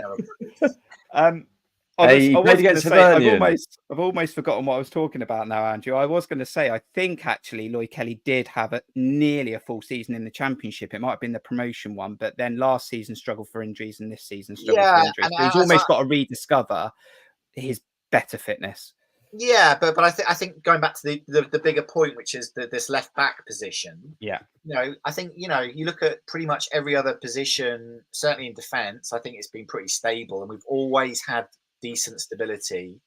And I think left back has been an issue for us. It's a bit of a kind of poison chalice at the moment. So I can't imagine that we would go into next season with one recognised left back in Kirkes, who I agree with you, Kirk. I think, despite whatever his agent, father, social media people may have been trying to indicate that he's now ready to like move on. No way, you know. That'd be a crazy move for him. He's got to establish himself properly. At least a great one season for Bournemouth next season, then maybe he could be ready to move on to a bigger club. But I can't imagine we go in with just Kirkes, presuming that Kelly obviously leaves. And I can't imagine that we'd really just sort of go with Dango as a sort of backup alternative option. I think we're going to need to bring in another left back. Yeah.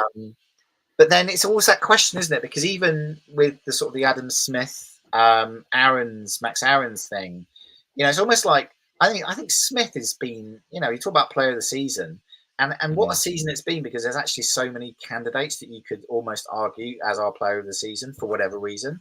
But Smith, I think, has done brilliantly, because we all, he's, by the way, his contract that was originally negotiated, I think he's triggering an extension by playing X amount of games. It's not necessarily the club that are like, please sign a new deal, please add him. It's almost like he triggers an extension. And so fundamentally, I think we all thought that Aarons was obviously going to basically dislodge him and he'd be sat on the subs bench for much of the season. And, he's done brilliantly. I mean, Aarons has obviously been injured, but Smith has proved his worth. So, I'd be interested in who would want to come in if you've got Kirkes, who is obviously brightest left back in Europe when we signed him. So it'd be a difficult one. I'd be very interested to see how they recruit for that position.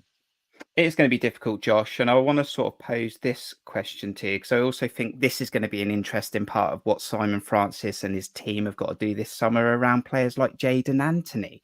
Where's his career at the moment? David Brooks. I mean, we all love David Brooks. Hart, we love David Brooks. We'd always want him in a Bournemouth shirt. Use your head. There's probably a reason why he's at Southampton right now. I know he's got an assist tonight, but Andoni probably just didn't see enough that would work in this squad. So you have got to use your head sometimes, as much as there's a story behind David Brooks and his career at the Cherries. I'm looking at the championship signings we made to get us over the line under Scott Parker. I think we're probably going to see a lot of them move on. This is going to be a busy summer for me, and I'm sure you're going to be covering it from your side. Yeah, I think so, definitely. I think there is a couple of players obviously who've gone out on loan to the Championship, and I think it's a shop window for them really, because Brooksy and Jadon haven't really got too much game time in the Championship. Obviously, Brooks has done well tonight and got an assist, but I'm not sure if they're not getting into those sides. Do they really get into a Bournemouth side who Foley's saying who want to chase Europe? I'm not too sure. But Kiefer Moore, I think there's definitely potential he goes to somewhere like Ipswich after how well he did there. So I think it'll be a busy summer. I think on the wingers, I think it's a weird one again, because I would not be surprised if we sign wingers again this summer. I'll be honest. It's every summer, but will we find out if it's Hughes that likes wingers or Simon Francis? Is that what we're going to find out? But Frano's learned under Hughes, so it probably is one of the things he wants to do. But I mean, it's winging. The wing position is one of the things I didn't think we'd have any problems in, but we've had injuries this year. So I'm not sure if they bring in maybe number 10. I think that'll be somewhere where they look, and maybe Kluivert plays more on the wing, and then that means Brooks and Anthony can't get inside. It's definitely a season where I think we sell more than we buy this year. David, he's shaking his head. First of all, I think Andoni said Brooks will be back for pre-season. I mean, I think he announced that yesterday. And I think Anthony too. I think Rothwell will go. I think Moore will go. Metham. There are positions that we are going to have to fill. The one thing I would say is, because of the it's still 5 substitutes, right? You can play 5. To believe, yeah. But the way Andoni plays, where he's doing this hard press all the time, you need to have a big squad of players that can come on, right? Because they're working their asses off for the whole game. So you want to have more wingers, right? You want them to work their socks off, be burned out after 60 minutes, bring on some fresh legs. And Andoni's very good at the substitutes. I think he's even better than Eddie, to be honest, with the substitute calls he makes. So it's a squad game. It's no longer a game of 11. It's a game of 16, and you've got to be able to know when to put the players on. Yeah, but I do wonder, Steve, as we look to refresh the room up in just a moment, I do wonder if Andoni come in last season, tried to deliver this new style, new philosophy. He's just signed on the dotted line for an extension. Now he's got a list on the table of players that he wants to push us forward next season. I'd imagine so. Yeah, he's going to have a lot more clout than he did when he first walked through the door. And, of all those signings we've been talking, all those players we've been talking about, there's very few of them are actually signed under his watch. I think we had Max Aarons and we had Alex Scott maybe, and Tyler Adams, I think. And the rest of them are not, they're always here. They're already here before he came here. But doing what he's done this season with what he's had at his disposal, you got to say, he's got his new deal. He's going to have a little bit of. I'm sure he would have. There'd have been something in there. Said, look, I need to get some more of my players, and what I want to build. Perfect for what I want to build. It's you've got to back him. He's got to have a bit of a. I think you're right in saying that there's going to be a lot that will go out. There's a lot on the peripheries that just aren't getting games or been out on loan. We still have, we still got Gav Kilkenny knocking about at Fleetwood. I don't know how he's getting on, but he's still our player. Someone mentioned Mepham. I think for his own sake, I think he'll have to. I think he'll want to leave. I think for his international career and just for his career in general, I think he's never done anything wrong. He's always been a really decent, dependable guy, but I just think he's not getting the game time, and I can't see him getting any game time. He seems to even prefer James Hill to Mepham, so I think it's a bit of a dead one for me. That one, David Brooks, is an interesting one. I know what David's saying. He did say he was part of his plans. I just don't know if he suits the style. I really don't. He did. It's a weird one because at the beginning of this last season, David Brooks pretty much, he couldn't have done much more. He scored pre-season. He scored against Brentford. He scored for the Welsh national team. He scored in the cup games. Every time he was kind of given a game, he scored or he impacted the game. I just don't, for whatever reason, he doesn't fancy him. But I think Andoni is. I think he must have a list of players. He must be working with the guys behind the scenes on potential targets, and I think they'll have a bit to play with, as I say, because I think a lot will go out the door. Isn't it concerning though that Anthony and Brooks and Rothwell have not taken the Championship by storm? I haven't really been following Leeds' starting 11 very, very frequently. One of the least favourite clubs ever, I think. Hardly plays.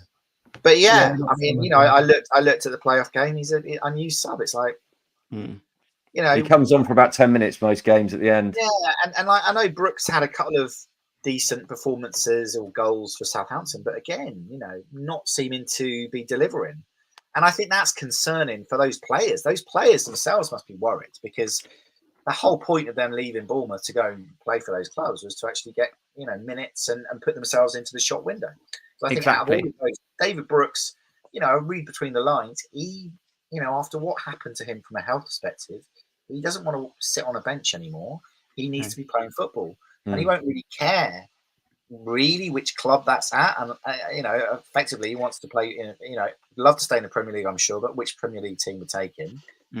Championship, he's gone into Southampton, and he's not exactly torn it apart, has he? That's why I thought it was weird at the beginning of last season. It looked to me like he was really trying to make up for lost time, and he was really putting an effort and a shift in for us. But for whatever reason, it just didn't suit Andoni's way. But it's interesting, like David said, he has mentioned that he wants him in his plans moving forward. So it's a very interesting one to see how that develops. Go on, Josh.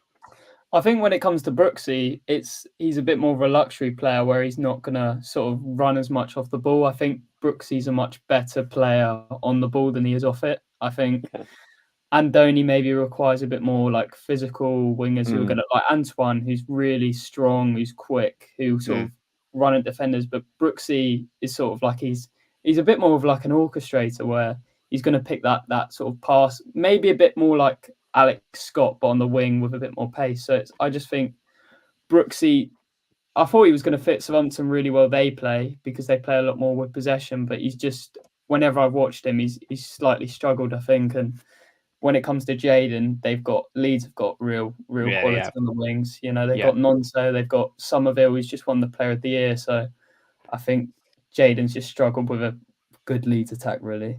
They really have. And Pete in the chat, there's a lot of players in there. And when you look at them, about Traore, we could spend another hour talking about whether Traore would fit this system. I definitely want to freshen the room up though. But very, very, very, very quickly, Morgan, Josh, David, and Andrew, thank you so much for your contributions. Very, very quickly, Morgan.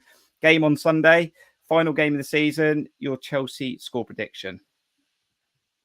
Game on Sunday. My score prediction. I'm not travelling. I've got a good record at Stamford Bridge. Even scoring a hat trick myself. So I'm going to go. Chelsea have been better lately.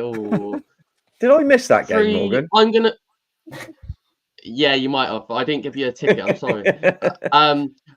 We're gonna win 3-2 in the 90th minute, and it's Love gonna it. be a VAR penalty.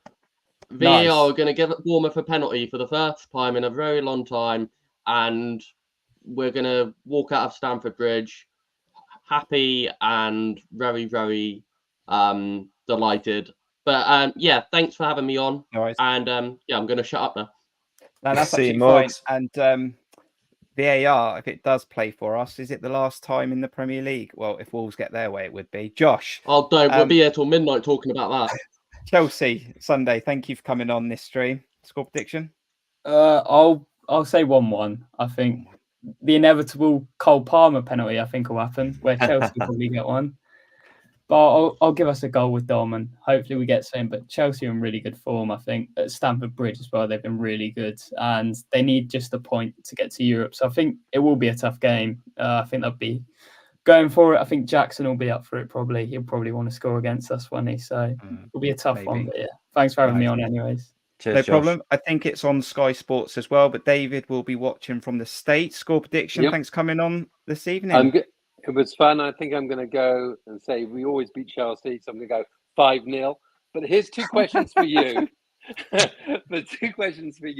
Number 1, out of Southampton or Leeds, who do you want to be in the Premier League next year? That's a tough one.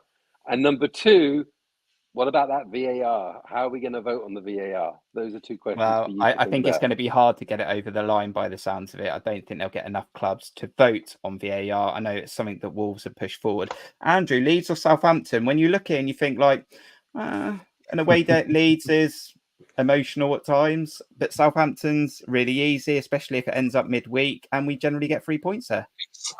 To be honest, after all the nonsense that Leeds fans were throwing at us after we signed Adams and Lewis Siniesta, I don't want Leeds anywhere near the Premier League. Yeah. Thank you very much. Yeah. I agree. Net box. Score prediction for Sunday at Chelsea? 3-3, you know, crazy last game of the season, open game, everybody up for it. That's what I'd love to see. 3-3. I'd love us to like nick it at the end or something. Thank you so much, you guys, for the contributions and for the support this season. We've got 3 more guests to come on. Well, Aaron's coming back. We've also got another Cherries Red Army contributor. Yeah, he's going to show his face for the last part. Do subscribe and do hit the like button.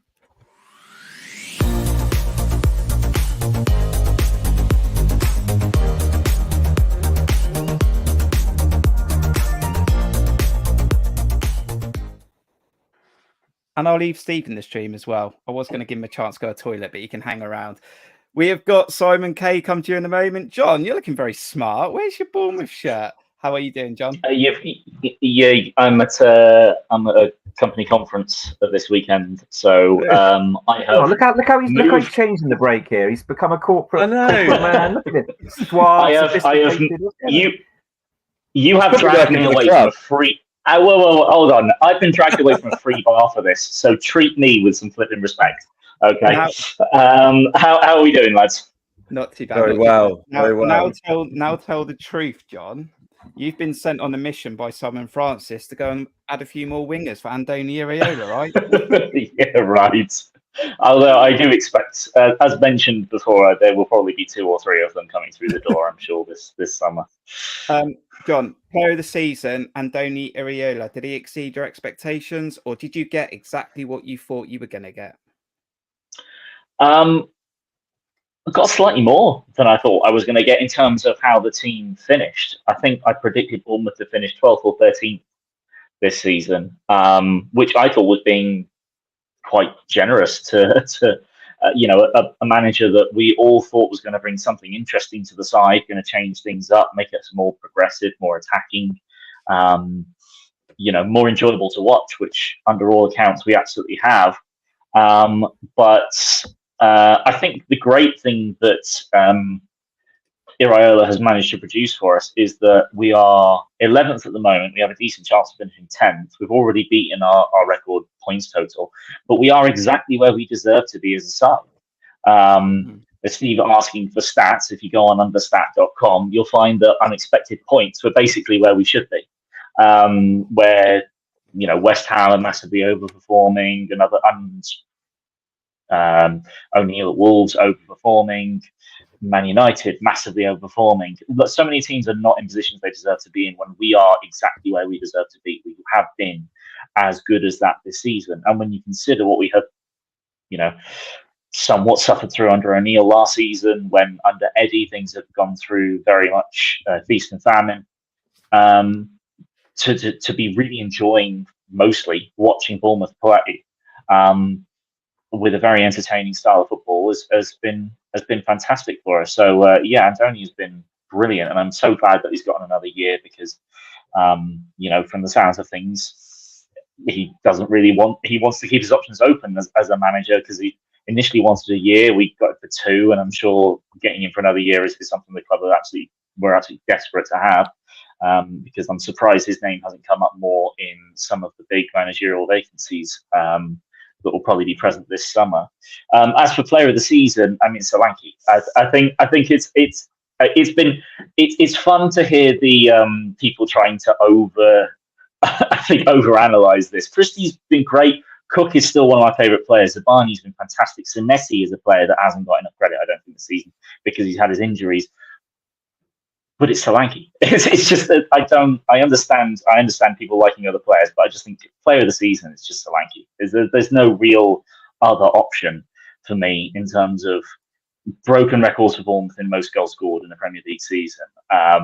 Has improved himself incredibly as a player that can hold the ball up, but also runs the channels. Is almost impossible for the defence to deal with half the time. And I think if some of our other players could finish a little bit better, he would have had a lot more assists this season as well. So I've been so impressed with him, as I have with a bunch of players. But Solanke for me, no doubt. I am going to drop you out in a minute, John, because I know you just wanted to pop on. I know there's a beer probably in the trailer waiting for you. Your signal's a little bit hit and miss. It is hanging on there. But Aaron, just very quickly, as we talk about Dom Solanke again, I mean, is it just absolutely correct that he's delivered because of the style and everything we've got now in place? Because he only got 6 or 7 last season. And actually, if you look at another stat, which John's probably seen at some point, he could have had about 26, 27 goals. I think he's high for missed chances as well, potentially.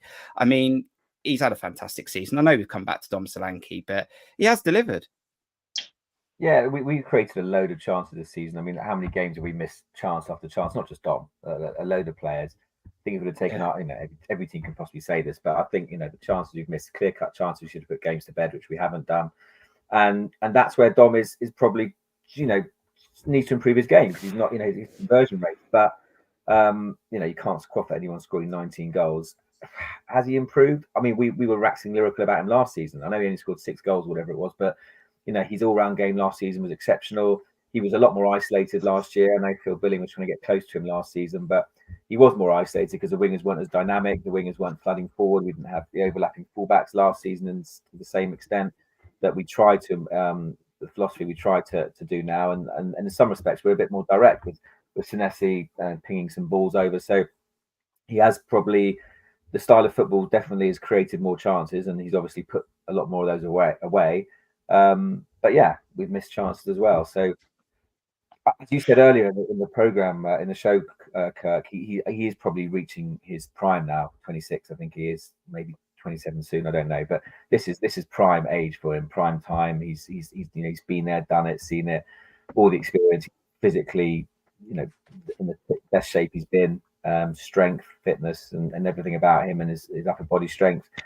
And yeah, he is almost a complete striker, and which is probably why Southgate hasn't picked him.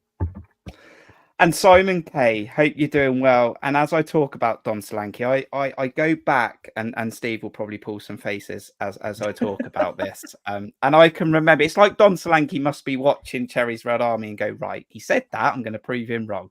And I did say when we signed him, he didn't look like an actual striker. He didn't shoot enough for me in those early days. Then in the Championship, he was shooting, but he was shooting straight down the keeper's throat. Then the next season, he was starting to find angles like Harry Kane and find the inner side of the post. And then he kicked on and he did stuff for us last season to keep us up, and then he's been fantastic.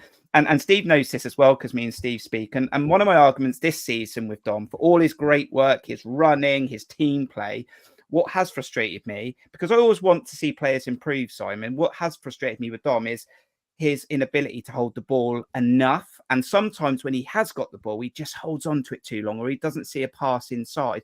But actually, he had one of the best games I've ever seen him have at home against Manchester United. He literally was faultless.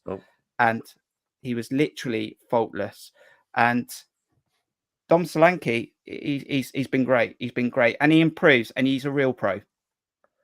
What do you want me to say to that? That's basically, you said everything in one hit. Your opinion. Yes, and yes. I mean, I completely agree with everything you said there. What else can I add to that? No, I agree with everything that everyone said. You can't really say much more about a player who's been here for a long period of time. He often didn't get the opportunity to play in the role that he's playing now. I think sometimes the role that he was given came with extra complexity in terms of how the team was set up, whether that was under Scott Parker or when he played second fiddle to Callum and Josh King and all the rest of it. This is really the first time, with a bit of last season, where you can actually say Dom Solanke is being Dom Solanke. And it's probably the first time since his early days at Chelsea and why he went to Liverpool that he's being who he really is. And that's why I think we've got to be really positive that he's going to stay. This is a guy that's really happy and really positive. He's enjoying his football. And I think anyone that's ever played football, the biggest thing that you want is to enjoy yourself. And I think he'll stay for another year. He does have to prove it a bit more, but he should be on the plane. Yeah. Right, John, big summer for the Cherries, big summer for Andoni Iraola. I've spoken about Simon Francis, massive challenge ahead of him. We'll be hopefully moving into our new training ground as well. So just give us your thoughts on this summer as we prepare for next season, and your score prediction for this weekend. It's going to be an interesting one this summer because, as has been brought up amongst the previous people that were on, that there's going to probably be a lot of selling, and maybe not necessarily selling. There'll be a lot of players that are going to be let go. I mean, obviously Kelly's not signing a contract, so he moves on, but you've got Randolph, Fredericks, Traore is probably going to be loaned out again. Palace are apparently interested. I think Brooks may well move on. Might move on for game time. Got a bunch of players that are going to be sold or going to ask to move on to get better opportunities elsewhere. But if we're completing the training ground, as from the sounds that should be completed at some point towards the start of next season, money then needs to be, although there's some money for the need, there's still going to be some budgetary considerations if that is going to be the future look at going forward. So I personally think that at a bare minimum, you need a Teddy replacement, so someone that can either play left back but certainly centre back. Hill, I would hope, gets a bit more game time this season because I think he can step up. And then obviously, I would prefer a specialised left back to come in to actually provide competition for Kirk because he's still young. Oh, we might have lost him. He's stuck. Might be it. Didn't even get to say a proper goodbye on this stream either. Well, we'll drop him out. He was doing so well. He wants to get back to the bar, doesn't he? He does. He was going to do it. He's froze. There's nothing wrong with his connection. He just wanted to get back to the bar. Okay, so Simon, right, let's have a look at what you said as you put your name forward to come on this evening. Your player of the season, Lewis Cook. You think that Andoni Iraola, he's achieved exactly what you expected. Your topic, Adam Smith and his commitment to the club and his ongoing fitness and game intelligence. First of all, Simon, Lewis Cook, and it's going to be a big season for him next season as well, because I think Tyler Adams should come into the frame of this, and it's going to be difficult for him to keep his place because Steve Hensman wants Ryan Christie starting every week. But Lewis Cook, I think from that Wolves game, and I think I said on the vlog actually after that Wolves game that he needed to own what he did, and he needed to come back and basically show his worth again and help the team. And he did that. And he is an ultimate pro. There's a documentary about Lewis Cook sort of dealing with big injuries as well. And he's a great character. He's not the player we thought we would get when we first signed him, but he's developed into a very solid CDM. Yeah, what is this with all these intros? You kind of taking all my words up. First thing, Hensman, that's a beautiful shirt you're wearing there. I was just about to compliment you the same, my friend. It's a lovely shirt. Yeah, I don't want to see the rest of your wardrobes. Well, it was either this or the Seaward Saab one, just to cause a conversation. But I thought, as I'm talking about Smudger and you've got the chew in the middle moment, I thought I'd have to wear this one purely because of the nostalgia of it. But let's go to Lewis Cook. I think many people know I've always had a guilty pleasure for a solid central midfielder who just gets about the park. Often the invisible player that not many people talk about. They just do their stuff. And many people don't understand what these players do to enable the team to function at the best of its ability. That is Lewis Cook. You mentioned his injuries, 2 ACLs, coming back from 2, not just 1. That's pretty darn impressive. No one likes an injury in football, but to come back twice, that shows true mental strength of exponential level. Then to come into this team and to do what he's done week in, week out, high energy levels, always there, always in the right place, always getting stuck in, ticks the box all the time. Now, the other thing this season that he's done incredibly well, he's shown adaptability. Now, some of the other things that have been touched on in this cool area about right back, centre backs and things like that, the one player this season on countless occasions that's been asked to play in other positions, right centre back, right back, left midfield, he's played in more positions, and when he has, he's demonstrated how solid he can be there as well. So my second guilty pleasure has always been a utility player, someone who has adaptability in a system and can continue to deliver for the benefit of the whole team. So that's my Lewis Cook masterclass summary. This is the Lewis Cook Appreciation Society. Over. I think, Simon, it goes to show his intelligence as a footballer that he can adapt to those positions almost like a duck to water without it. You know, who'd have thought he'd have ever ended up at centre back? You know, a diminutive figure. You wouldn't think, oh, he's.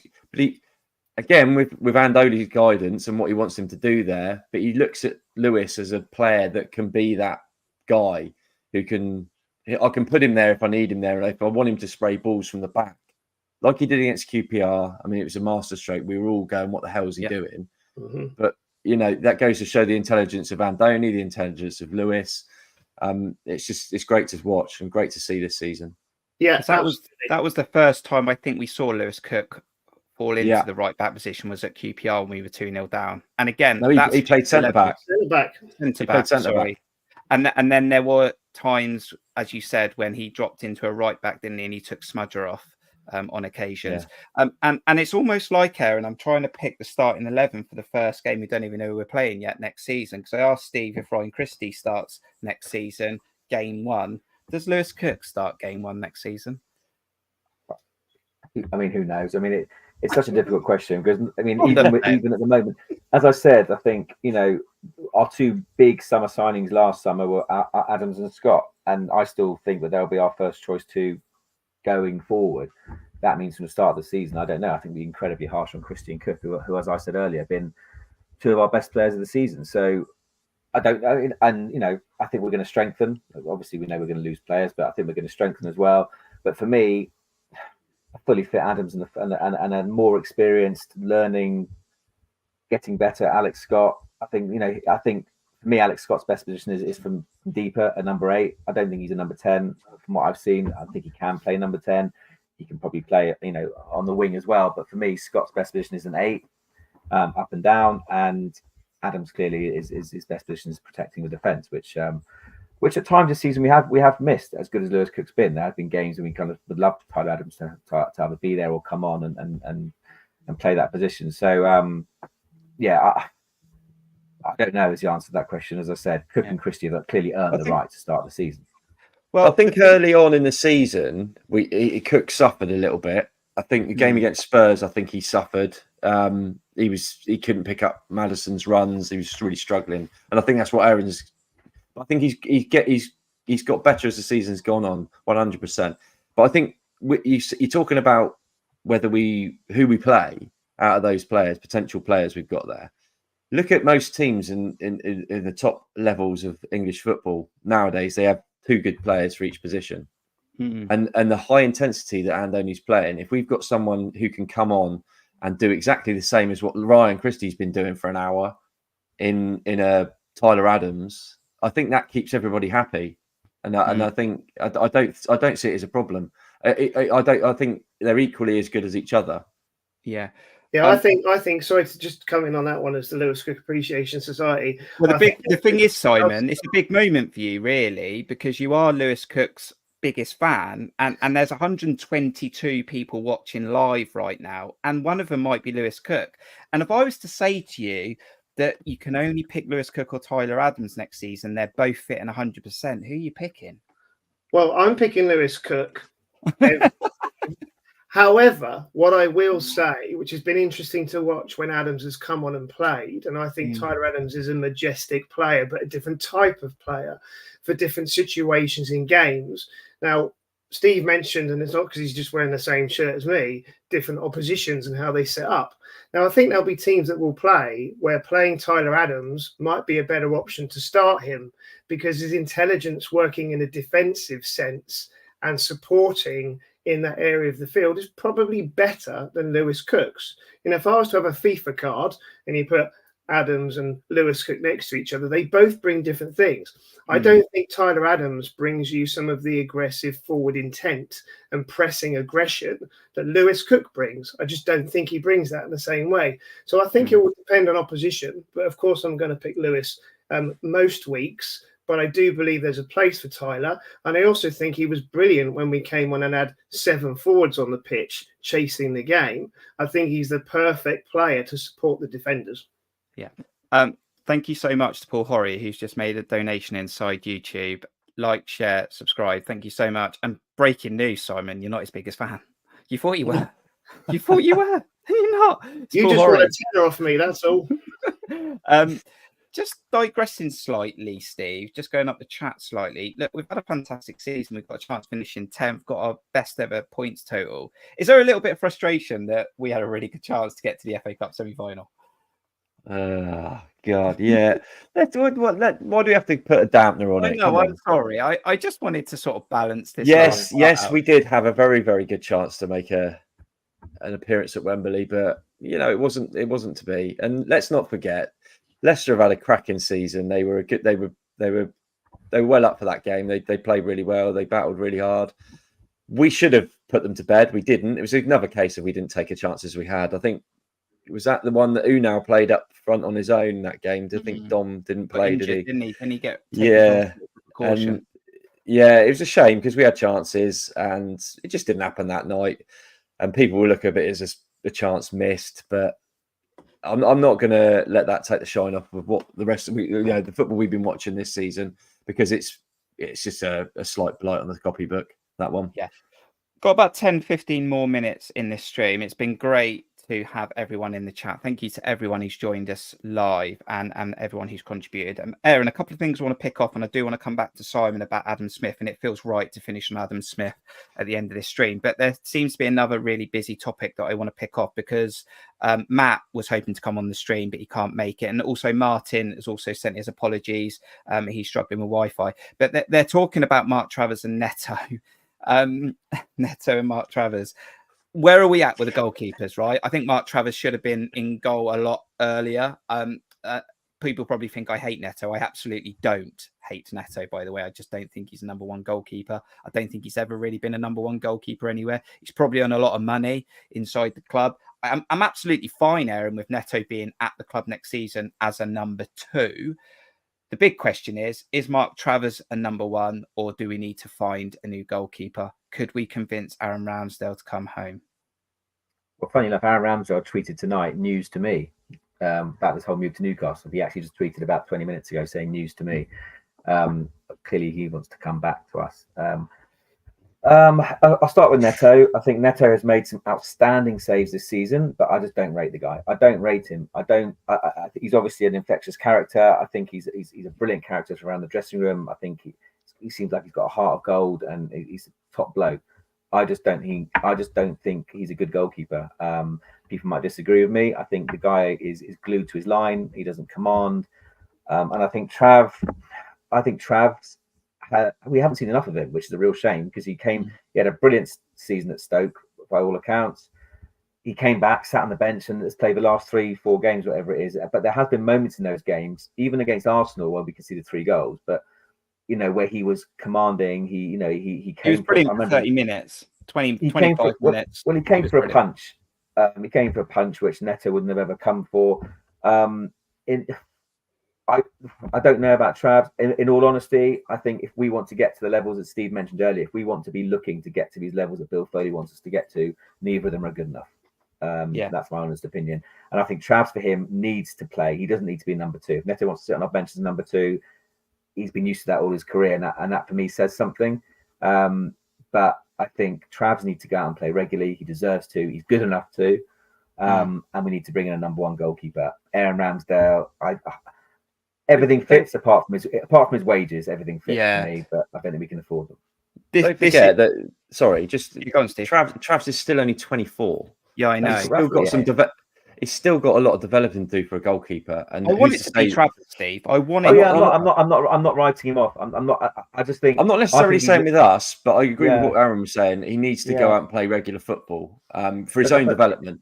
Yeah, I got to a point, Steve, where I thought, loved him. Yeah, I got to a point where I was like, he should be in this team so much earlier than he did. But I thought, actually, he's not playing now because we're trying to protect his value. Like, if he got a big injury, then we wouldn't be able to sell him. And maybe Mark Travers went in and went, look, I want to sort of, cut ties with the club after this season or whatever. And then he starts out the blue. I can't even remember. Was it Wolves? Maybe that was his second game. Not sure. But I want it to be Travers. He has a couple of clean sheets. I thought he did well at Arsenal, but then there were some soft goals, but VAR was in play. I don't know. I don't. Is that a sentiment you want him? Is that sentimental? You want him to do well because he's come through our ranks and all the rest of it. And the thing is, right? It's just not FIFA, and there is going to be money that's going to need to be dealt with regards to someone like a lot of wages. Charlie wants him to come home, and then I look at the squad again, and we've talked about this all night. There's a big challenge on this evening, this summer. Is the goalkeeper going to be a priority? I think it does need to be a priority, but actually there could be more priorities elsewhere. I'm not so sure. I'm not so sure it is a priority. I think it could do with improving, but I don't think it's a priority. I think there's more. We spoke about left back, getting a replacement left back in there. I think there's other areas that we're going to lose heavy numbers in that we need to replace. We've got goalkeepers that maybe not quite the level we want them to be, but I don't think it's first thing. I'd like to see a better goalkeeper. Don't get me wrong, but I don't think it's top of the list. Is all I'm saying. I think there's priorities that come before that. I think we've got what we've got in this position. Yeah. To get a better goalkeeper is going to cost us a lot of money, and I just think, and it's the budget that we have to spend. The players that are going to leave, they're not going to accrue huge amounts of money to enable us to sign a much, much better goalkeeper who's on a contract that's worth a lot more money somewhere else. I don't deny it would be nice to have a better goalkeeper, but I think we've got all exactly, yeah. We got the young lad from Scotland as well, haven't we, Aaron? Yeah, no, we do, but I don't know what he's like. But I was going to say, if that's the case, and I'm not disagreeing with what Simon says because there might be other priorities, money, etc. If that's the case and they're the two, then Travers has to be the number 1 for me next season because otherwise he'll be like, he won't want to be here, and Neto's not good enough for me. So I think Travers deserves a chance, and if it transpires by the January transfer window that there's mistakes when neither of them are good enough, then maybe we can get one there. The extra responsibility, exactly. I just think we have to start with Travers next season if that's level. He's had a couple of loans and he's had some experience under his belt now. It could be his time to step up. I think it has to be. Yeah. Right, Simon. Final topic of the night. Adam Smith. I mean, the guy is. Are you going to say everything this time, or am I going to get? Well, no. I mean, let's talk about Adam Smith because I'm. Just say Adam Smith. Go. You know what? Look, he was in the squad. We signed Max Aarons. This is my opinion, but hopefully I don't say everything that you're going to say. But I didn't expect Adam Smith to play a lot this season, but once he had to play, might as well go, Simon. I know. I mean, are you going to tell me, Simon? Are you going to tell me, Simon, that it was like rolling back the years because he did get assists and he did do fantastic this season. Well, I won't go all the way back through all the years, but I'll just go back to pre-season before this season, where there was a lot of chat amongst the fan base about Adam Smith. Should he still be here? Has he got the legs? Is he going to be able to do it? Should he start every week? Blah, blah, blah, blah, blah. One of the first players that caught my eye in pre-season when it came to fitness and the effort being put in was Adam Smith. I mean, he looked chuffing amazing. He'd clearly been working really, really hard, and I was excited to see how he'd be. But I was also excited for him. You know, this is a player that over more recent years has got a bit of jip from some of the fan base. I think sometimes unwarranted for the length of time he's been at the club and the effort that he's put in. And I think that's affected him from time to time. But this season, when you add that pre-season energy and all of that effort and his game intelligence, you do get slower as you get older. Certainly, he's not as fast as he used to be, but his intelligence and his movement is an understanding of the game, and having played so many games in the Premier League, that makes up for it. And I think that's what's shown this season. He doesn't get as forward as much as he used to, but that's a responsible defender who knows where his role is. But when he does, more often than not, he still gets a good cross in. He's still there supporting Semenyo, doing whatever it might be if he's playing in front of him. He just does the job. So legendary status for me. Big surprise from before the season to what was delivered by the end of it. Greatest respect to the bloke. Long may it continue. Can I just say something? Contract extension. Sorry. Yeah, go on, Steve. Just to point out, he did have a bit of a nasty injury. He had a bit of an injury at the beginning of the season. He missed quite a few of those games we lost. And then when he came back in, whether it's coincidence or not, but he hasn't been as injured as he normally is, actually. No, but what I'm saying is the team as a whole, sort of whether they clicked or it's not saying it's Adam Smith alone, but we had conversations, and I remember saying we haven't got much experience on that pitch, as in an older head. We've got Neto, but I don't think he's very vocal.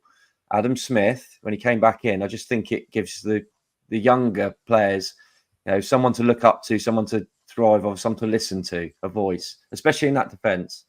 Massive respect as well to Adam Smith, Steve, because it looked like Andoni didn't even feel like he had to rush Max Aaron's back. Smudge was doing such a good job there. I think they probably just want to get Aaron's injury right, and I think Smith will probably see the season out. But another contract extension, well deserved. Yeah, absolutely. Yeah, like I say, he's one of them players that over the years, he's had to play second fiddle quite a lot to the likes of Frano, and he's never bitched and moaned, really. He's got on with it. He's been quite professional about it. I mean, I go back to when we were in the Championship the first time, and we were looking at getting promoted under Eddie, and he never really played much, and he gave away the penalty. Do you remember? It was at home against, Christ. I don't know, but he gave, was it Sheffield Wednesday? Yeah. And he gave away the penalty right at the end of the game, and he was absolutely in bits. And you think, he's not a big part player for us, but it meant that much to him. And I think he's never let us down. He's always been dependable. I don't think he's really lost much at all for his how old he is, 33 now. It's no coincidence to me. We conceded. He's a fine wine. When he was off there we go. Yeah. And finally, Aaron, because I just heard Simon mention his name, and it hasn't popped up, I don't think, too much this evening, and we've had so much discussion, is Antoine Semenyo. I mean, again, was this guy going to cut it from Bristol City? And actually, he got his kick started against Burnley. He shoots from his left. He shoots from his right. What I really liked about Semenyo and how he fits, when we talk about David Brooks maybe not fitting, he fits direct, quick, get balls over the top, run in behind. He definitely fits the Andoni Iraola system. And him, like Christie, worked his way into the side. Yeah, I mean, he's grown throughout this season unbelievably. He was raw. He was, I wasn't sure about him, but his shooting is unbelievable. What I love about him is he shoots on sight. He doesn't dilly around. People try to score the perfect goal. His right and left foot are both as good as each other. He's incredibly difficult to knock off the ball. Some of his first touches out the air are ridiculous. He occasionally drifts in and out of games, and sometimes he's not on it. But it's impossible to be, isn't it? But when he was going to be out for 9 months, and then suddenly he's back the next week, like risen from the dead. I mean, that was just when he was out, when he did his knee or whatever it was, that was a real big problem. But absolute star. And And again, it's one of the ones, if he has another good season, like if he pushes on next season and scores more goals, and it's going to be hard to hold on to him because he's got everything, pace, power, right foot, left foot, good in the air, great touch, strong, quick. I mean, yeah, he's got everything, isn't he? So I just can't wait for that. Just talking about this, I can't wait for next season. I mean, Sinisterra, we haven't even talked about him yet, but I mean, it's just my mouth is it's watering like a pack of opal fruits on my desk in front of me. Well, I think Simon's putting his finger up because he wants to go and get another Estrella, because I reckon he wants to talk about Justin Kluivert. Because we can literally go on all night. I knew what Simon was going to do. Go on, Simon. 1 minute, Justin Kluivert. 1 minute, Justin Kluivert. I mean, we never knew what we were going to get with Justin Kluivert, but have we got a lot more than we were expecting? You mentioned David Brooks earlier, Hamad Traore and other players and comparisons in this number 10 role. And he just gets it. He just runs around. He puts the pressure on the players. Yeah, now and again, he puts his foot a little bit too much. But you need that. You need a bit of niggle. And he's happy and he's smiley. He scores goals. He can score with both his feet, right foot and left foot. I love the bloke. It's a shame we didn't get in the Dutch squad, but not surprising looking at their squad. But he's been another brilliant player and a fantastic addition to this squad. I knew what you were going to do, Simon. Look, controversial here. Absolutely, Aaron knows what I'm going to say now. Controversial here. I'm not 100% sold on Justin Kluivert. I'm not. But fair play to him. Much, Kirk, but on this one, I disagree. You weren't sold on Dom Solanke, mate. No, I wasn't.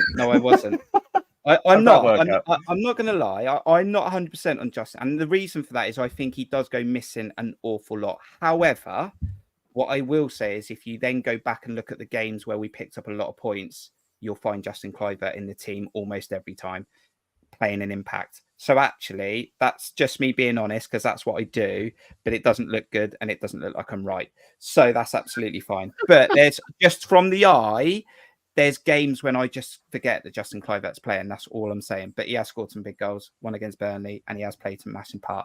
Right, Simon, thank you so much for coming on this evening. Score prediction, Chelsea, thank you so much for your support of the channel. Well, thank you to all of you first, because it's been a shame that you've not been around as much. I understand why, but it's been great to see you again, and thanks for putting this on and inviting so many fans along to get involved in it. Score prediction, I'm going to just say, what the hell? Let's have a 4-3 win to us. Before Simon goes, and I'm putting this out to chat, and I know I asked you earlier if you had some sort of quiz, but I've been itching to ask this just quickly before everyone goes.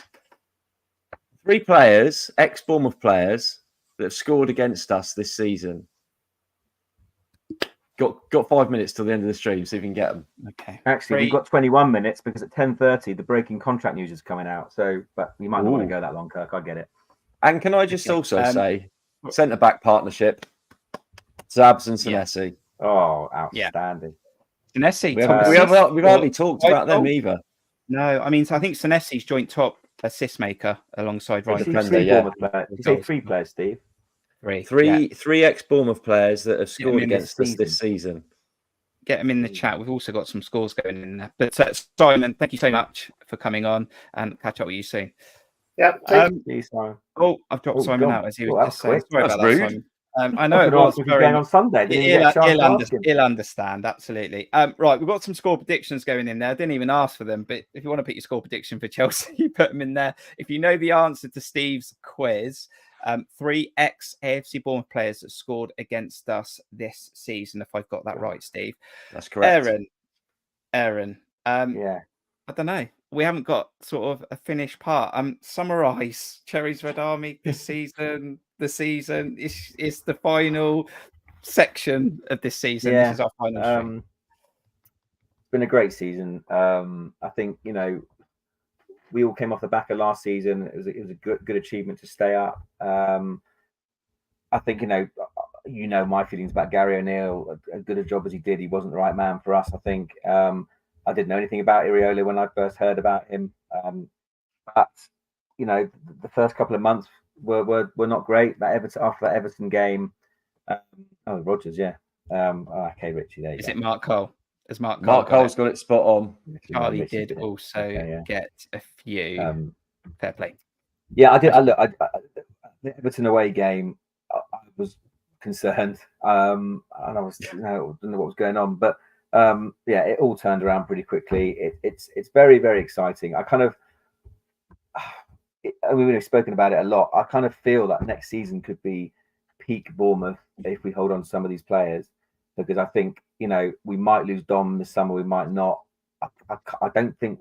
So I'm not trying to put it down or anything. I'm not sure how long we can hold on to Zabani after next season, if I'm being honest. But we have to trust in the process, and you know, the sky is the limit. You know, we are finally getting a training ground. Eddie Howe always said the one thing holding back Bournemouth is the infrastructure, the legacy. We are about to get that legacy, and then hopefully a new stadium. And the sky is the limit. Steve mentioned earlier that, you know, like Brighton, we're never going to be hold on to our best players, and it's how we deal with that which is the key. And Brighton have dealt with it exceptionally well, and they've managed to get ridiculous amounts for their players, bring these players through, and it's all about how we do that, and maintain a position, because, you know, we're all excited. We want to go, you know, on a European tour the season after next. I firmly believe we can do that if the top 8 is what Europe is, but it's going to be difficult. We don't hold on to our players. But for now, I can't wait for this. I can't wait for Sunday. I can't wait for next season already, because I'm just loving Andoni Iraola. I'm loving everything around the football club with the players, and it's going to be an exciting summer. And whether players we don't want to leave do leave, I am confident that we'll be seeing some very exciting, ambitious players coming in this summer. Players who will think, wow, you know, if we could bring the likes of Kirk in last summer, then who can we attract now?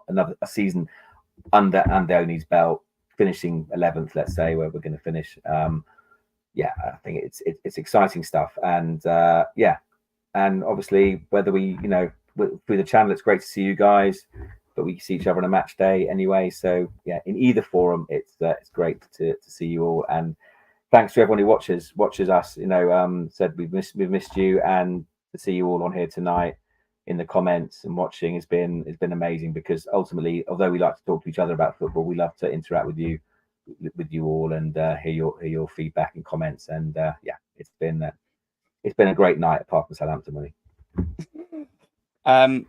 Steve, thank you so much. I'm sorry I didn't give you a break for maybe a toilet break, but you got through it. Just weirdly, for a man of my age, I didn't need to go. But your final summary of the season, take it away. Look, I'll try and be quick about this. Look, it's been a bit of all superlatives out there. It's a roller coaster. It's a whirlwind. It was soul destroying at times in that beginning period. But I think we all said it early on in the season. We had many a stream about it where we said, look, we can see what's trying to develop here. You see parts of it in the games we were watching. It wasn't going our way and things weren't clicking 100%. But I think everyone believed that this was the way to be going. And we could see what Andoni was trying to create. And fair play to him. It came off for him and it started to click and everyone started to get it. The players bought into it big time. The players have been brilliant for him this season. Everyone's put a shift in. Like we say, we've hardly touched on some of the players this 2 hours we've been on. And some of the players I've hardly got to mention because there's been so much to talk about with most of the squad. It's been one of the most enjoyable seasons I can remember in a long time. I've done a lot of miles this season again, and I thoroughly enjoyed every minute of it. Even if you go back to Brentford and that agony of Milos Kerkez's last minute mistake, and we end up not winning that game, and you just think, is it ever going to happen for us? And then I think that's the payoff you get with something like that when it doesn't. You can't see the sort of light at the end of the tunnel, and then finally it happens. And we go on a bit of a run, and we end up we were 5th in the form table. Everyone was saying from that point onwards. So great work by the club, the management, the players. I mean, hats off to them, because like we said at the beginning, everyone had us backed for relegation. All these dinosaurs of the football media world who don't really understand us, don't really get us, wrote us off, and more fool them. But lovely to see everyone. Lovely to have the chat, and great to see everyone in joining in the chat and giving all their opinions. And I thought I might have got somebody with Morgan Rogers. I thought there's no way they're going to get Morgan Rogers, but well done. Got it right. Mark Cole's pretty good on a quiz. To be he's top man, and he's clued up. Steve and Aaron have covered off the season in regards to the stuff on the pitch very, very well. I do want to chuck a few thank yous out at this moment, and I know we've been on for 2 hours 15 minutes, so just give me a minute or two. Thank you to Aaron, Steve, Matt, John, who are absolutely massive in helping Cherries Red Army and where we've got to. So thank you to them. Thank you to anyone who supported the channel any way you have done. So socials, YouTube, promoting the channel positively, joining us on live streams, likes, subscribes. We nearly got to 2K. Look, it was a real target of ours to get to 2K. We're so close to it. We probably would have got there if I hadn't have paused the channel a few months ago, but we're so close, and I'm proud that we kicked on again this season. Thank you so much to our monthly members. Massive respect to you, because we literally wouldn't have done anything without you, because there are channel costs behind StreamYard. We did improve our equipment, so thank you. There's not enough thank you. So anyone who's paid at any point, including mine, anyone who's paid at any point, any costs or donations, monthly members, thank you so much. Look, I don't know is the question or the answer to maybe some of the questions you might have in your mind about Cherries Red Army next year. I just don't know. As you will probably appreciate, a lot goes into running a YouTube channel, and you can run a YouTube channel how you want. You can just turn up and talk if that's how you want it. That's not how I see Cherries Red Army. I think it's very graphic, visual and audio, and that's what I loved about it. But what you can appreciate, I'm sure, is a lot of time goes into that, especially with the vlogs, which we cut down because I was not getting enough sleep and sort of building that behind work, family. I won't go on, but it was a lot, and you can probably appreciate to where we got to. So I don't know where we'll be at with Cherries Red Army. What I do know, though, is we've got a fantastic channel alongside in the club in Back of the Net, which you will see Steve on, which you'll see Aaron on, which you'll see me, John and Matt in vlogs potentially. So I don't think you'll never see us again. If you do enjoy what we say and what we see, so no. I can't. I just can't be sure if Cherries. I don't know where Cherries Red Army is for next season. So I just want to be honest with you guys. All right. But look, watch our socials, watch this space. Who knows? And it's been a great stream. I felt it right that we did something. It's been a great chat. I'm great. It's been great to do this. And Can I just stop you? Really worth it. Yes. You've done your thank yous, but we'd just like to say from all of us that have contributed and everyone out there who's been watching, thank you for everything you've done, because I know it's taken a bit of a toll. So massive thanks. Yeah, it's easy for Steve and I, John, Matt, to turn up, whatever it is, but Kirk's led it. Kirk is, puts in the shifts, does all the editing, does all the work, does all the presenting. So this channel would not be here without him. So yeah, thank you for what you've given us. Right, I've gone on a bit. Have a great weekend. Let's try and get to 50 points. A win at Stamford Bridge would be massive. Have a great summer. If you're watching the Euros, check that out. And hey, it's been a great night, great conversations, great season. We got our best ever points total in the Premier League. Thank you to Steve, Aaron, John and Matt this evening, and everyone who's come on. And you guys in the chat, that's enough thank yous. Look after yourself. Iraola's Barmy Army. Next season, we're going to Europe. Until next one, well, up the Cherries. You Eds.